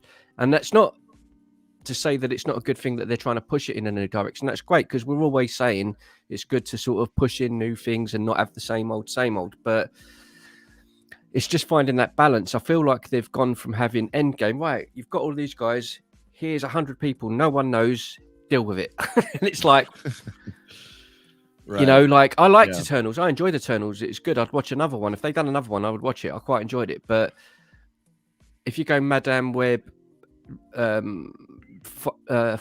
Iron, Thunder Woman 4, Like, if there's all these movies, I'm not like She-Hulk. I'm not like I'm being honest, man. I'm not sitting here like, oh, great. I'm gonna go and watch She-Hulk. Then I'm gonna go and watch Lady Thor. Then I'm gonna go and watch Madame Web. I can't wait to go and see all them. I'm just not excited for it. I'm not. And to add to what you're saying, like as I said, it just doesn't seem like it fits. Like I'm very aware, even though it's the Sony universe of Marvel characters, that it's Sony's universe. Like it just doesn't fully connect. Like when you say, you got Lady Thor and Loki and all these things, I do not connect in my brain with these Spider-Man characters, Morbius, Venom. I don't connect those two universes. There's a shoestring connection between all of them that it doesn't, like you said, Ramon, it doesn't have that same vibe to it. That same, I'm not as excited for it. It's not building up my excitement. But then again, we also still haven't seen 2 of the 3 movies we just mentioned, so but then you look at going by what we saw with Carnage or whatever. If they go on that same sort of route, I've got some sort of hope for Morbius, but I'm not like, this is going to be amazing. So I'm going in there with like a neutral kind of mindset, and maybe we'll come away with a really good movie. I hope we do. But even so, if they announced Venom for 2024 and it's Venom and Madame Web or whatever it is, who's going to go and watch that? Like, I'm not hyped. Like, after what's just happened with Carnage, I've got absolutely zero faith in that franchise. I'm not going to spend money to go and watch the next one. Hell no. You know what they're going to do, or what they might be planning to do, and this might play into the Morbius trailer that we saw, where we got Tobey Maguire's Spider-Man like in the background. That's where they might put Tobey Maguire and Andrew Garfield, is in these universes, to bring appeal to them. They probably thought Tobey Maguire was going to be the big one, but now they're probably sitting back there going, well, wait, let's take a second look at Andrew here. Let's shoehorn him into this as well. That's probably their big secret right now. I don't know. I'm just speculating. But to me, that would be what would catch my attention. Be like, okay, Andrew Garfield versus Tom Hardy. Yeah. Right. Exactly. And then, I'd go with Maguire that. shows up with, for Morbius, who also, I don't know, but speculation. Seth, do you have any thoughts that's on what this? I'm saying. I just want to know what their goal is. They have a Craven movie coming out next year. That's coming out in January of next year. What the fuck is Craven? Craven the Craven Hunter. the Conqueror. The Hunter, sorry. Craven the Hunter. That's Aaron Taylor Johnson. But who's playing the part? Aaron Taylor Johnson. Oh, it is. Oh, it is. Of course it is. Yeah, of course. Yeah. Sorry, yeah. Craven the what? Craven the Hunter. He's like Conqueror. one of the main Spider-Man villains. Take a look here. But that's what I'm trying to say. It seems that they're throwing in so many characters that it just doesn't need it. It does, like at the moment, I just don't think that it doesn't need it. It needs to be back to the sort of, if it's gone after Endgame, it needs to go back to the, not in a bad way, the snail pace of stuff. Right, here is, I don't know, whoever they're introducing, and make a strong Iron Man, whoever's replacing Iron Man, and have their origin story. Shang-Chi ain't going to be no leader. I'm not being funny. That's just not going to be. Shang-Chi is never going to be a big.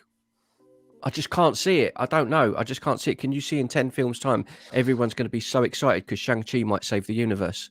I'm not. I have a guess on who's going to lead the Avengers next.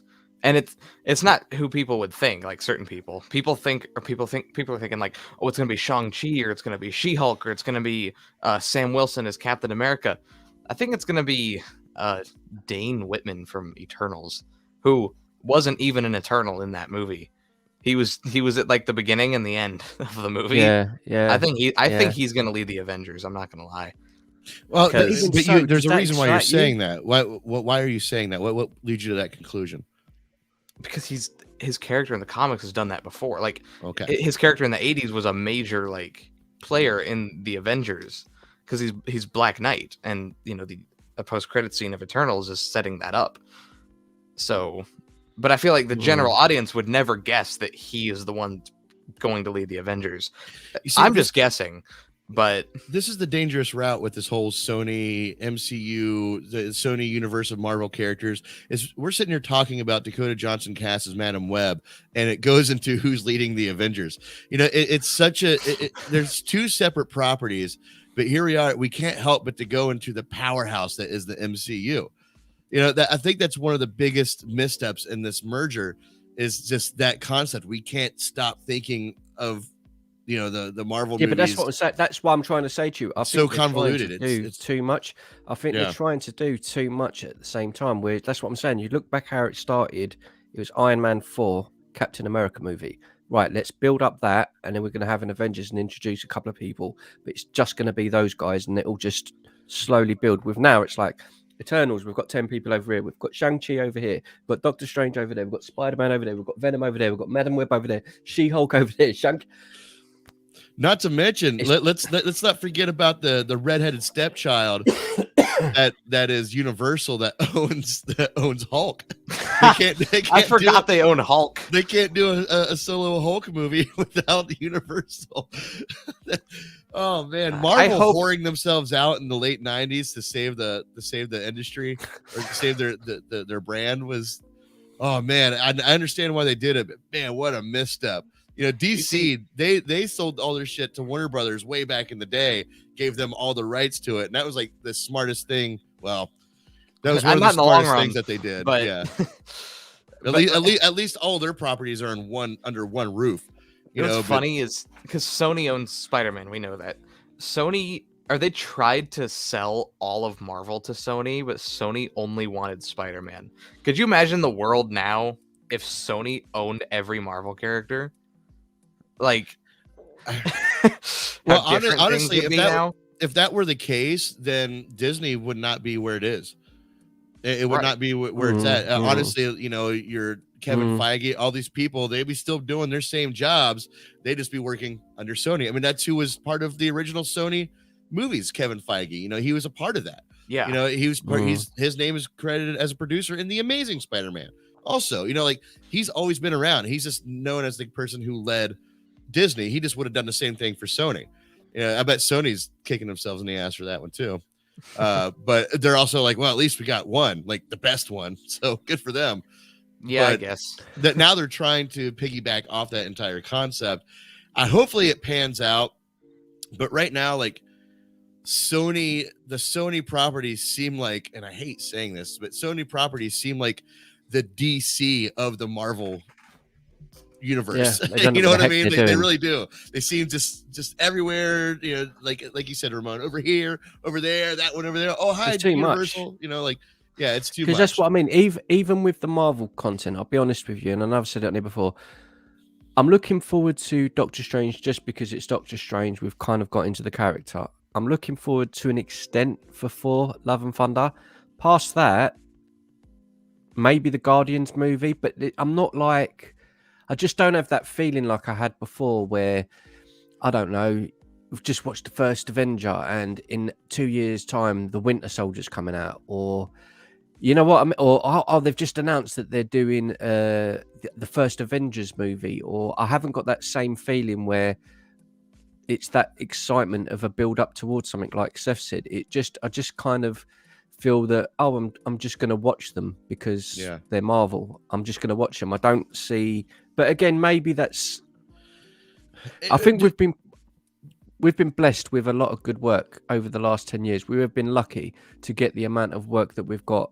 The content, the levels of what we had is like a blessing in terms of cinema. I think it's going to be so difficult to try and create something like that again. I do. I think it's going to be so difficult.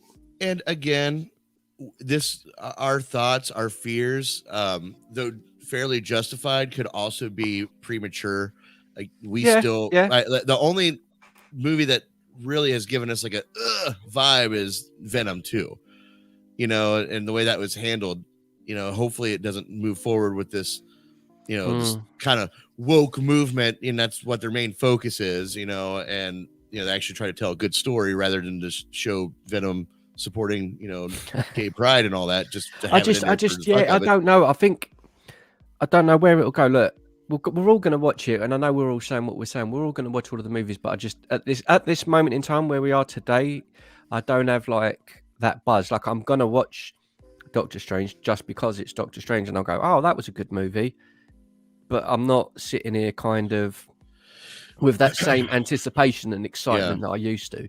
I'm just kind of watching it because it's there. Yeah.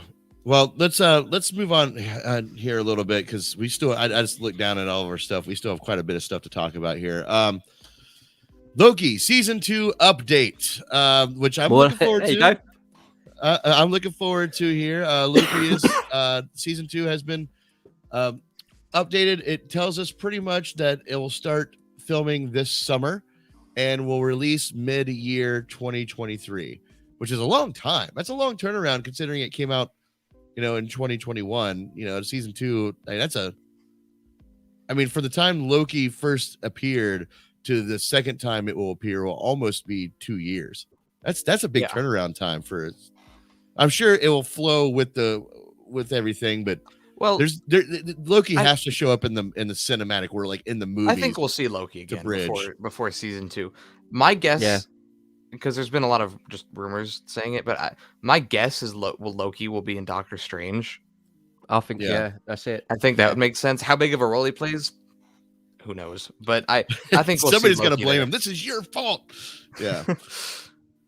There we go. Loki season 2. I'm looking forward to it, but like it's also a year and a half plus away, so I'm kind of like, we'll see. Hopefully the movies keep my excitement for that.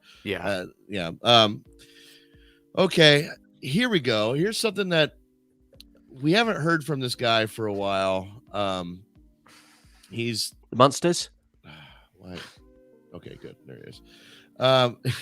No, I have no Monsters updates. The Monsters, damn it.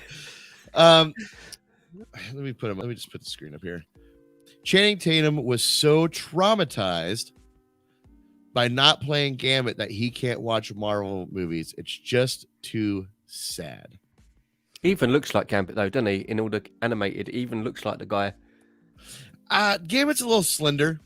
Channing Tatum's a big. No, I mean, but he's still, to me, he is like the perfect.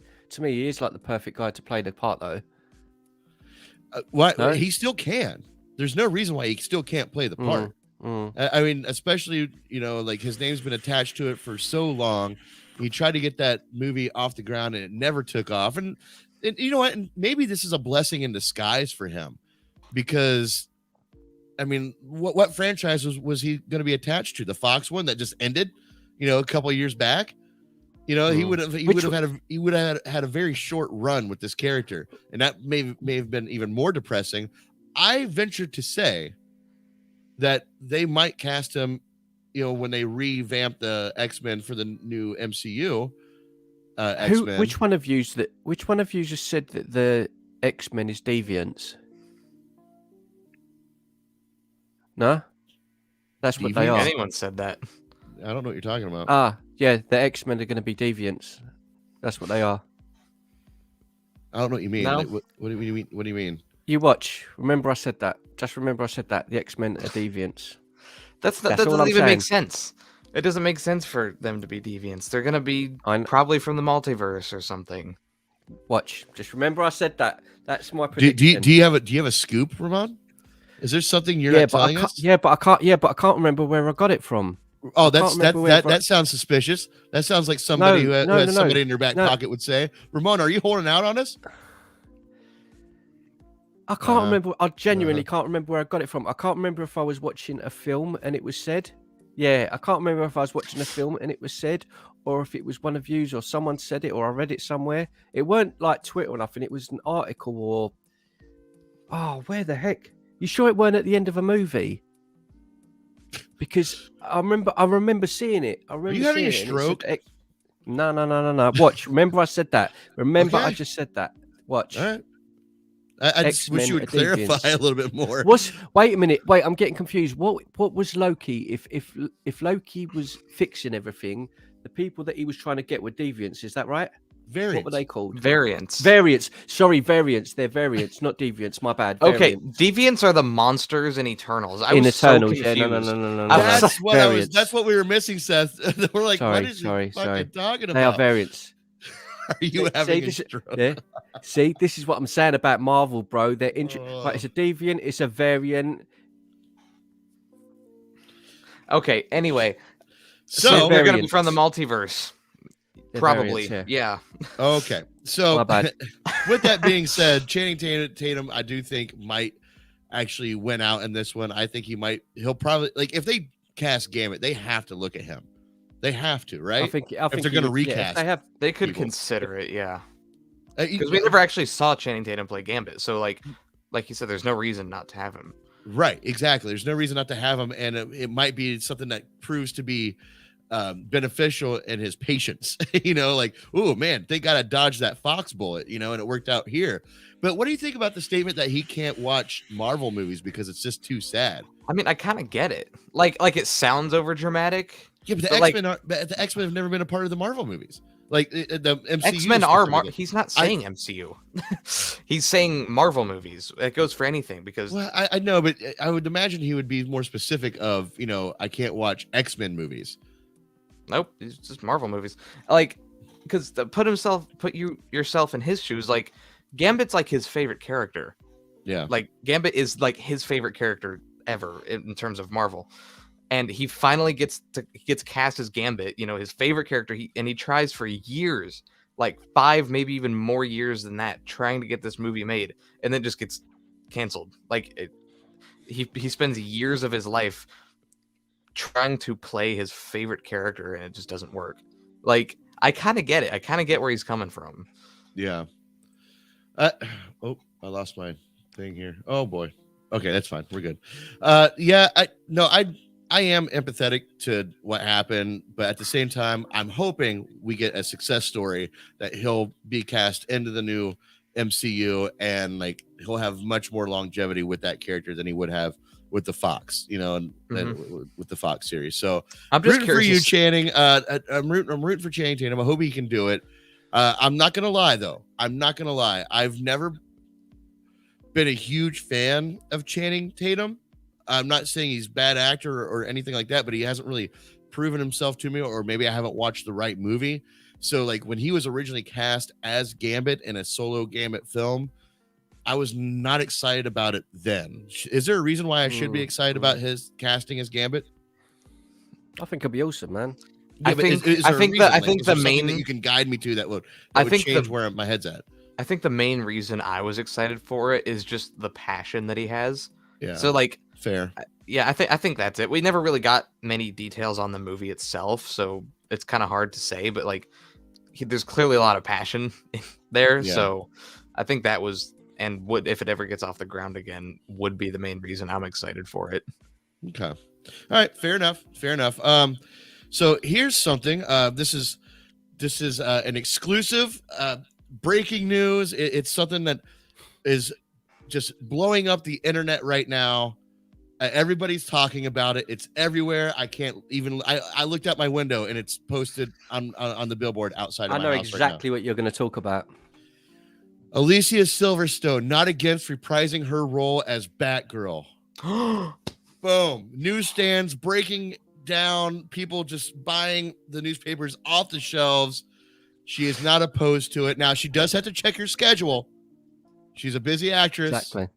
She's got to clear her schedule and make sure she's available for the possibility that she might be asked to reprise her role as Batgirl. Thank you. Yes, Seth. I was gonna say, can I start a new hashtag on this channel? What's do you mind if I just put it on there and go for it? All right, I'm gonna create this. But Alicia, she's and there was another article, and I thought about bringing it up just to tie it into this one. But she also says she would not be opposed to reprising her role as her character in Clueless to be in the new Legally Blonde movie and make those two movies, a thing. Listen, I have no problem with Alicia Silverstone. Bring back George. Oh, okay. All right. Yep, that's it. Bring back George Clooney for what? Batman. DC. Bring back George Clooney. I have no problem with bringing back George Clooney. Number one, I want to thank you for hijacking this news art, this breaking news about Alicia Silverstone. No, put that back up. You want to bring it up? Let's do it. Listen, there's nothing wrong with George Clooney playing Batman. No. You want to bring back George Clooney? I am all game for that. My entire purpose of our previous discussion was I blame George Clooney for his part in Batman and Robin. That's it. That's all I wanted to say. So, okay, I think George Clooney's hot. So that still falls into what I just said. Yeah, that's what I'm saying. Bring back George Clooney. Brilliant. Great news. Oh, I wasn't changing. I was just making it more specific. Oh, okay. Like, bring back George Clooney for Batman. Batman and Robin turns 25 this year in June. All right. 25 years. My favorite movie of all time. I got the Blu-ray on the shelf up there. God, do you think he's joking, Ramon? No, this kid loved this movie growing up. Are you kidding me? It was his favorite Batman movie for the longest time. I have all four of them on Blu-ray. It was definitely the Achilles heel of us watching movies. Remember the first time we watched that movie, Seth? That night was a disaster. Like, I was so you got me you got me this for my birthday, except it was like on DVD. You got that for my birthday, and you said choose one to watch. And me, it was my 7th birthday. Went, I want to watch Batman and Robin. And you looked down at the movie, and then you looked back at me and went, can you pick a different one? And I said no, this is the one I want to watch, because I still play the games. I was like obsessed with the Lego games at that time, and like Mr. Freeze was like my favorite character in those games, and I was like this movie has Mr. Freeze in it. I was like, I want to watch this. And it took some convincing, but we watched it. And then you were like, all right, well, let's order some pizza. And then the pizza didn't show up. It showed up an hour late. It showed up an hour late. That night, I was looking forward to a Batman movie and pizza, and I was disappointed by both. Speaking of Batman and pizza, Little Caesars has a Batman pizza right now. 21 ice puns, Aaron White. 21. 21. Little Caesars has a Batman pizza right now, like as a crossover for the new, or a like promotion a for the new movie. Yeah, it's shaped like a bat. I got it last night. It was good. Oh, was it worth it? Yeah, it's good. Tastes like pizza, but it's shaped like a bat. That was perfect. What was it? Was it good? Yeah, tastes like pizza. See, that's something right there. Why you should have taken a picture of that and put it on Movie and Entertainment News. I did take a picture. That was of wonderful. Oh, you did? Post it, bro. Post it on there. I'll think about it. Yeah, it's not like okay. Anyway, yeah. So Alicia Silverstone, yeah, she wants. Never seen Clueless. Never seen Legally Blonde. I don't care about any of them. Get rid of her. She's crap. I saw Clueless when I was like 5. Okay, listen. I on her defense, me growing up, watching her like I loved Clueless growing up, and she was just like one of my first crushes. Don't put your head in your hands. You haven't even seen Clueless. Ramon Noodle. I don't need to see it. I don't need to see it to know that it's a load of old waffle cake. What? Waffle cake. Yeah, no, you're not wrong. But like, if 12-year-old you watched it, you'd feel the same that I do. I promise you. I promise you that. But no, I like Liv Tyler. Yeah, I can see that. Yeah, and Empire Records, hell yeah. So with that being said, on the realm of Batgirl, there are some Batgirl behind the scenes photos here that I'm going to bring up as soon as I can get them. We are getting what looks to be a flashback, I guess, of a young Gordon. He's got the nice red hair. Yeah, you can see the hair dye there. But yeah, this is obviously going to be a flashback. I'm guessing that is her. That is Batgirl, Barbara Gordon. He looks good. Looks amazing. Man, they were just really honing in on all of it. Whoa. I hope that's not Barbara. He's going for it there. I hope that's not Barbara. Oh, this is going to be weird. I'm still... tell that.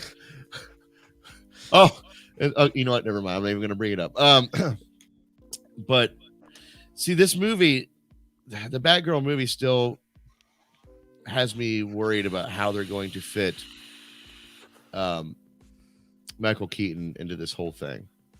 I don't care anymore. No. It's not about DC. caring. It's still curiosity. See you later. What, Batgirl, see you later. No, don't want. No, done with it. Over it already. She's out. See you later, mate. Bye, Batgirl. I have nothing against Batgirl or Commissioner Gordon. I just don't care what they're doing with Michael Keaton. Like, nothing against them. Care. I just don't care. I just don't care. Nothing against Michael Keaton, but I hate his Batman. No, I'm kidding.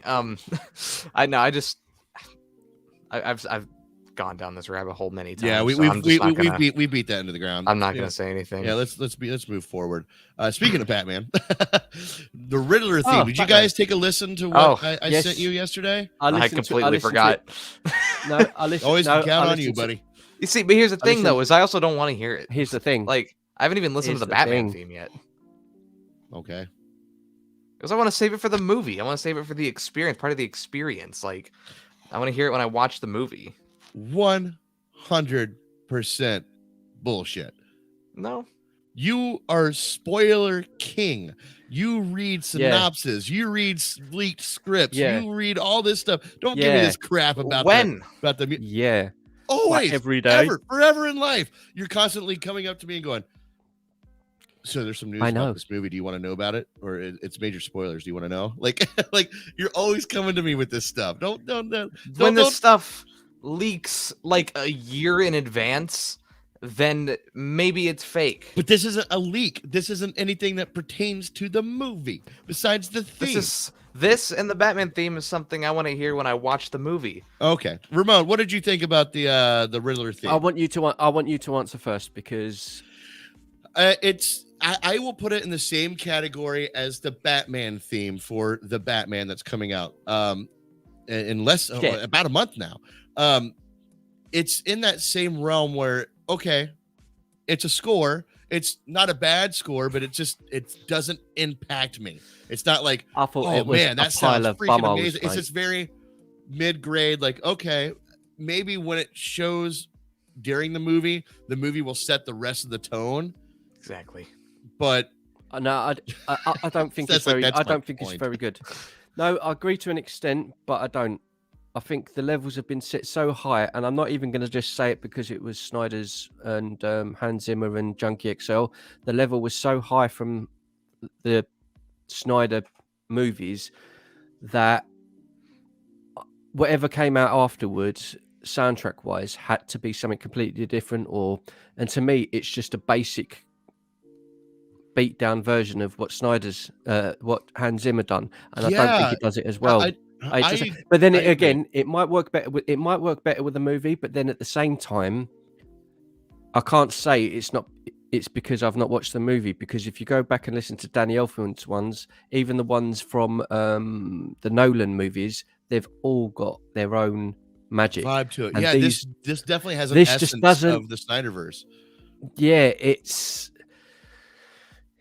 I don't know. Like I listen to it and then I listen to it again, and I'm like, nah, it just doesn't have like a massive. It's not. But then I agree. It might just work better with the movie, and you'd be like, oh wow, this is amazing. But at the moment, they're just kind of generic. Yeah. Kind of. Yeah.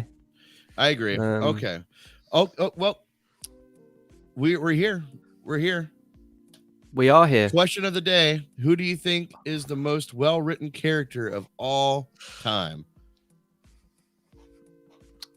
I will let either of you go first. Mine's Batman, obviously. Always will be, because that's funny you say that. Why? Because mine's Joker. Like I think Joaquin Batman Phoenix is Joker. like. I think in terms of fictional characters, because it's just about a guy who's, the tragedy of growing up and seeing something, it affecting his whole life and becoming this lost soul, really. Essentially, Bruce Wayne is a lost soul and invests all of his time into an alternate personality to be someone to hide what he really feels, kind of thing. And he goes out and does what he does. So to me, it's like represents a lot of people in the world. I think a lot of people do that. They hide behind an image of what they really are. So for me, that's what I class as like one of the greatest characters. But there's loads that you could... it's hard to pick just one. But I'm with you with the Joker. Like, it's funny that you chose Batman, because Joker to me is, I love the mysteriousness of him, and like the constant enigma that he is, the different origin stories. You don't know which one's which, and even more so, if I were to pick one, the Arthur Fleck version of it, the Joaquin Phoenix storyline of that character, to me, is just a supremely written character. You take the story of this character who has unknown origins, and you give him an origin that makes perfect sense and paves the way to his origin being completely unknown to everybody else in the future. It's so just intricate. And it makes me so curious and excited and not excited and scared for Joker 2, going forward. Like that has my emotions, when it comes to thinking and talking about movies, like just all scattered about, I don't know what to think of that. Seth, who do you think is the most well-written character of all time? Heisenberg from Breaking Bad, Walter White. That's a good one. That's a good one. Like, come on. Like, if you just look at the difference from the first episode and the last episode, it is like the most dramatic change like ever. And I like the idea that he is also addicted to it, but not in like the same way as, he doesn't do the drugs. He's addicted to making them. Right. Like, and I like that whole thing. It's his entire purpose was just to set up a nest egg for his family, and that becomes moot. He didn't need that anymore. It no longer was about that. That's definitely a great character evolution. Yeah. And like, I don't know, just the way that the show ends, like there's no other way you could have done it. You could have, if anything else would have happened, it would have been like, oh, when are we getting the inevitable next season, movie or anything like that. Like, yeah, we did get our movie, but it wasn't like a Walter White movie. And I don't know, I think the way it ended was the only way they could have ended that show and his character. So Seth's pick for the most well-written character of all time is Walter White. I don't disagree with him. I don't disagree with anybody here. Yeah, I don't disagree with you guys. But we're also giving it the same treatment with Better Call Saul, Saul Goodman. That prequel series is also hashing out that character really well. Man, I just love that show. It's such a good watch. The writers and creators for those series are just out of this world amazing. Real quick, guys, and I do want to make this just very quick because I got to get going here soon. But we did touch on it. I wanted to bring it back up.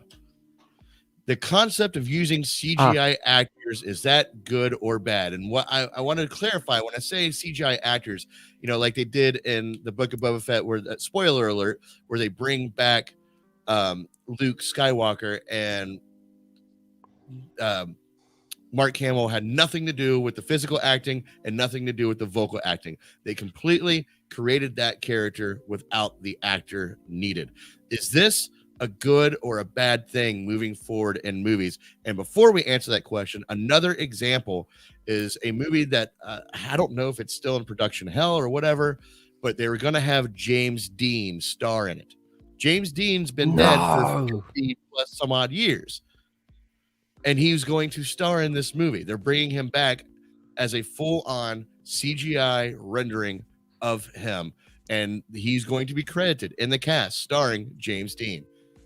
What are your thoughts about this?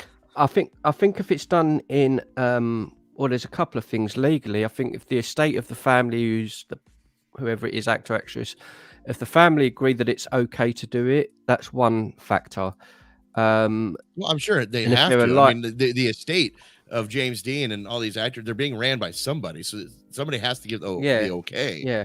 So that's one thing. On a personal thing, I don't really want to see James Dean doing it again because it's someone's still profiting off of your death. If your work is left behind, it's going to happen regardless of what I think and feel in the future. This will happen. It's going to happen because technology will take over, and it's just not conspiracy theories and stuff, but it's going to happen. Like if you can bring back Marlon Brando and put him in a film again, they're going to do it. If you can bring back a Laurence Olivier, they're going to do it. Yeah. But should they do it? I don't think so. I think if it's for like an episode of Boba Fett and it's like a half an hour thing, or if it's in a movie for like 10 minutes, like, oh, we want to bring in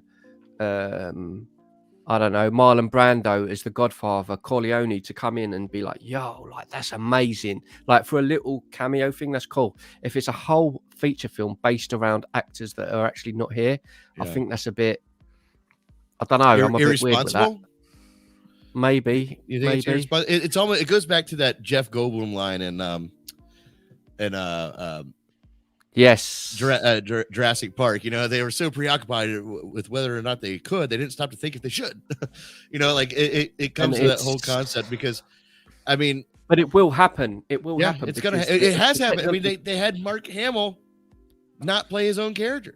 You see, here's the thing: is sorry, you go. Go on. Oh, see, the major difference is that like I'm fine with it.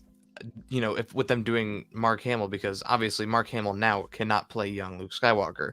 I would have preferred them to just recast the character, like for a younger version. But if this is the route they want to go, I think that's okay, because Mark Hamill is alive. You know, Mark Hamill he's okay with this. He is.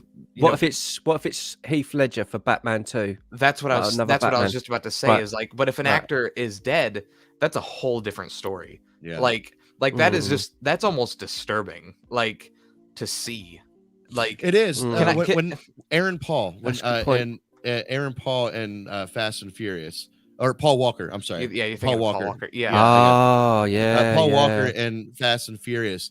When there's one clip, let me see if I can pull it up. There's one part in Fast and Furious. Now I never watched the movie, but I saw it in the trailers. I'll see if I can pull it up. But it is but right here, there is a let me bring it up. There's this photo is just, to me, when I first saw this, it just looked like I was looking at a ghost. It looks so empty. You know, like in my opinion, like when I first saw that in the trailer, you know, and you see him move around, like I know his brother stood in, you know, and he's physically there. You know, you can see that here a little bit. I ain't gonna lie. I've got to tell you a story. Now you've brought that up, let me just tell you a quick story about this. Right. So up until that movie, I absolutely loved that franchise. Not for it being, it's not. You're not going to sit here and go, "Oh wow, it's so well written and all that." But I you know what I'm like with American movies. Yeah, if you give me like fast cars, women, and guns, yeah, all of that, I'm all for it, and I love it. So Fast and Furious, like honestly, the Fast and Furious franchise to me, man, I like treasured moments. Yeah, with Paul Walker, the first one, I almost had you, bro. He's rubbish in it. He's so bad in it, but he's great in it. Yeah. And when the final movie came out and I knew he'd passed away, I went to watch that Leicester Square in London after work on my own. I watched that, and that scene you just said, it's like the last 2.5 minutes. They hadn't got footage of him for the end of the movie, and they're all on a beach. All of them were on the beach, and his brother is doing the party. So you just see the back of him. And Vin Diesel goes off, gets in his car, races off, and he stops at traffic lights, and that car pulls up, and it's like the brother, the CGI brother, and then it drives off, and the cars go different ways. I cried my eyes out, brother. I ain't gonna lie, I cried my eyes out, but I think that was done in a taste. That's what I'm saying. If it's done in a movie in a tasteful way, to say goodbye to someone, or to sort of like, as long as the family are okay with it, I'm cool. If they then made the next movie and Paul Walker was in it, then I would be like, nah. But that to me, that the end of that movie was just a tribute to him, man. It was just like for fans, like see you later, and like he goes off into the clouds kind of thing. And I thought that was a nice tribute. Nice to little send off. Yeah, as I said, I never saw the movie, but that little image, like when I saw that in a trailer, I felt like I was looking in at a ghost, or not at a ghost. There was an emptiness. There was an emptiness to it. Now, do you guys know who the first that I can think of, the first actress / character that they did something like this with? because there was Carrie Fisher? there was an unexpected death that happened on a TV series, a very popular TV series, and they brought that character back using not really CGI, but using old footage, and they cut the old footage head off and put it in the show, and like kind of organized the words to where this character would finish what she was saying. And I don't know. And then they just did it to give the character like closure, because the way the show is going, she was a pivotal part of the story, and they couldn't just like end it, like that. Does anybody know what character that was? I have no idea. The only person I'm thinking of when you're saying this lady that passed away mid-show was the only one I know of. I'm pretty sure was the girl in that 70s show, but it's probably not that. The daughter. She died with drugs. No. She died after the show. Oh, okay. Sorry. Yeah, that's the only one I could think of. Let me see if I can find it here. Shit. Just trying to think. Yeah, I think it's a strange one. That's what I mean. I think. But, in technology in Hollywood and stuff, it's like when they've got the money and all that in the future, I just think they'll be doing it with anyone. And I don't, like, as much as I love Heath Ledger, I don't want to see someone else doing the Joker again. Tony Soprano's mom in The Sopranos. Right. She also played Edith Bunker, in what's that, All in the Family. Yeah. She passed away fairly unexpectedly. I mean, everyone passes away unexpectedly, but like she had decreasing health, but she passed away during the shooting of one of the seasons, and they literally took old clips, cut her head out, put it on, I think, is this it? Is this one of them? I can't really tell. There's one, it just looks really, really bad. Yeah, I think this is like the original clip here, and it was put on this one here. You can see how it kind of doesn't fit. Yeah, you can see how the head just doesn't fit very well with the rest of the picture. And they put it in there just to kind of conclude her story and then move on. That was the first example of using I don't like it. Do it off screen. Do it like it wasn't really CGI, but yeah, like throughout history and everything. Do it off screen. That's what I'm saying. I think the technology's come a long way in the last couple of years. It was in Rogue One because Carrie Fisher passed away. I don't think it looked great, but the technology will be better. Well, it's better now. If it's done like that with the permission of the family at the end of like Rogue One, and it's for like 30 seconds for continuity to tie one story to another, you know what I mean? Like that little nod thing, just a little thing for fans to say, like, wow, man, like make people feel something and be like, man, I miss that person. And it's a beautiful moment. I think it's okay to give it like that, like a little crossover thing. But I think it's disrespectful, I think, to, it's a 2-hour movie with Heath Ledger in it. It's like, nah, I don't think you should be doing that. Because it's not him. It's like if this technology gets good enough, like it's already really good, but if it gets like really, really good, like a lot better, we're going to, and this is going to become a normal thing at some point, like something that happens. That's what all exactly the time. It will. Yeah, like will. I hate saying this. Guarantee at one point, if this technology keeps going, this keeps happening, we will probably get another Superman movie with Christopher Reeve. It's a good point. Good point. No, you're right. It's a good point. Because there's no... All it takes is for an estate to say, yeah, and the technology will get better. I mean, when Mandalorian season 2 was only a couple of years ago. That's so dangerous. It is. That's I do not like that. Just that's scary, on isn't it? principle alone, yes, would it make a great movie? Absolutely. What else would it do? It will also stifle the creativity process. If somebody, why do we need to make a new Superman? We can just regurgitate the old one just fine. Like we got a little Christopher Reeve, stamp tool, copy and paste. There you go. There's a new Christopher Reeve movie. Yeah, that's dangerous. That's very why. God, we thought reboots were bad. Imagine, but that's what I'm saying. We're gonna reboot anything ever again. We're gonna get a sequel to The Wizard of Oz, starring the same people. Yeah, exactly. Yeah. But do you know what they'll do? Do you know what do you know the right person to use this technology now? Robert Englund would be the perfect person to use it for Freddy Krueger.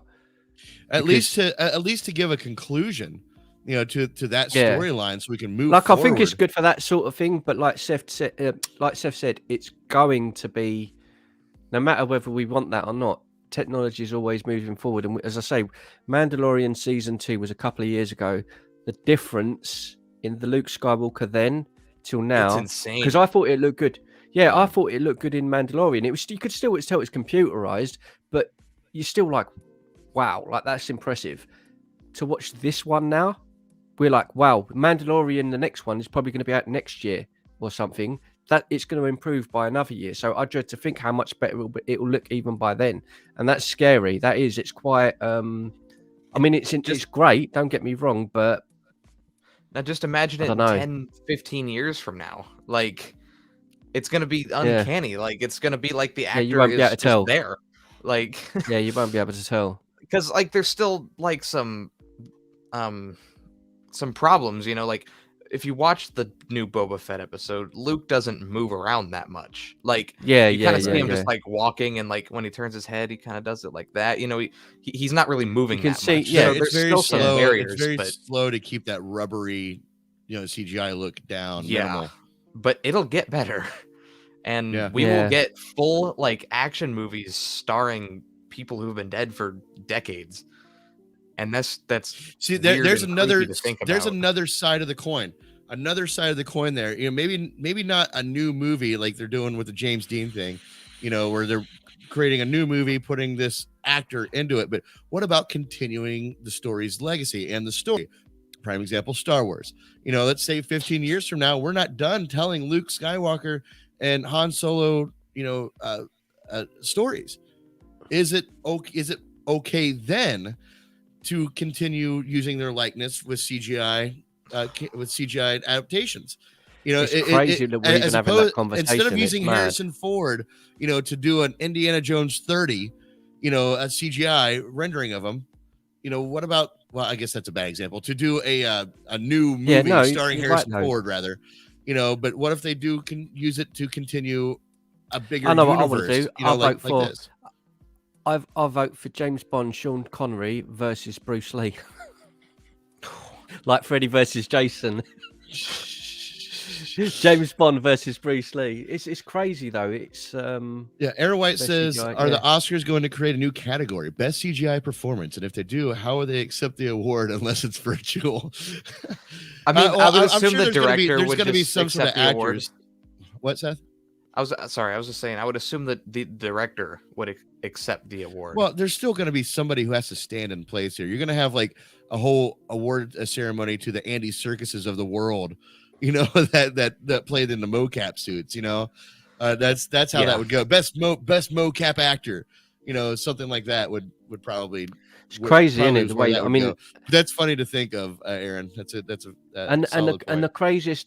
But the craziest thing about this whole conversation it isn't even the fact that we're talking about this. It's the fact that, it's like Seth said, in 10 years' time, it will be like that. And the fact we can come back to YouTube in 10 years' time, us three, watch this video, and we'll be like, how silly was we to think that it wouldn't happen? Or how silly was we to think, you know what I mean? Like, because it will be so advanced. It is quite scary, but me personally, I don't think if someone's passed away, I don't think it's really fair or right to, because I wouldn't say it's tarnishing their work, but you're capitalizing and making money off of someone's work who isn't actually there. It's a bit messed up. What if that movie comes out and it's terrible? Absolutely just garbage, and now James Dean, who no fault of his own, because he's been he's been dead for so long. Come out with a movie that's complete and utter garbage, and now his name is at the fucking top of the credits, and the guy's dead. He croaked years ago. Instead of him having 5 or 6 movies, he's going to have about 300 movies made. And he goes, but he's only in 6 of them. Like, no, I don't know. That's so. I don't know where it's going to go, but it's. I remember when Toy Story came out, and like I presented an argument, I think to my mom. Like, how old was I? Like 13 when that came out. 1996. And I looked at mom. I was like, they're not going to need actors anymore, with graphics like this is what my mind was, in 1996. They're not going to need actors anymore, to do this stuff. And everything's just going to be computer generated. And now you look at it, it's like, Jesus, is 13-year-old me onto something? Like the same way with the Paul Walker thing, with technology advancing. If at the time Dark Knight Rises came out and that we had the technology, if they had a scene that at the beginning and the family gave the go ahead and they done a Heath Ledger intro, for example, and it was like a minute and a half, but it was just him in prison and a conversation between Batman, and it was just to conclude. We knew where the Joker was, and for fans watching it to say goodbye to him. That's a right way to do it, you say. That's like that. I would have cried my eyes out and I'd have been like, oh man, that's heartbreaking. In that context, if the family is okay with it, I think that's fine, because that's it's not really, you're not really making money off of it. You're just, it's a fan service thing, like a nod of the cap, like thanks for your work, you were great kind of thing. If the call is needed, like if something's left open in a movie or whatever, and if everyone agrees to it, that's fine. But I don't think it's right, and I don't think I'll ever agree to it being right that it will be the case where you can just let's make Superman movie with Christopher Reeve. Of course, I would love to see that. I would love to see Christopher Reeve, but it's a moral compromise. I'm saying it's not morally correct. It's right. Yeah. It's weird to think about how far animated movies can go. Like when you think of animated movie, you have something in your mind with 2D or 3D usually, right? Like that's the kind of mindset you go to when you think of animated movie. Have either of you seen the 2019 Lion King movie? Yeah. That movie is not live action.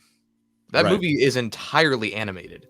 Right, but it's called a live action movie. Yeah. It's called a live action movie. I think it actually got like pushed to like the animated feature category when it came to the Oscars, but like there is one shot in that movie that is like real, and it's the sunset the sunrise at the beginning of the movie.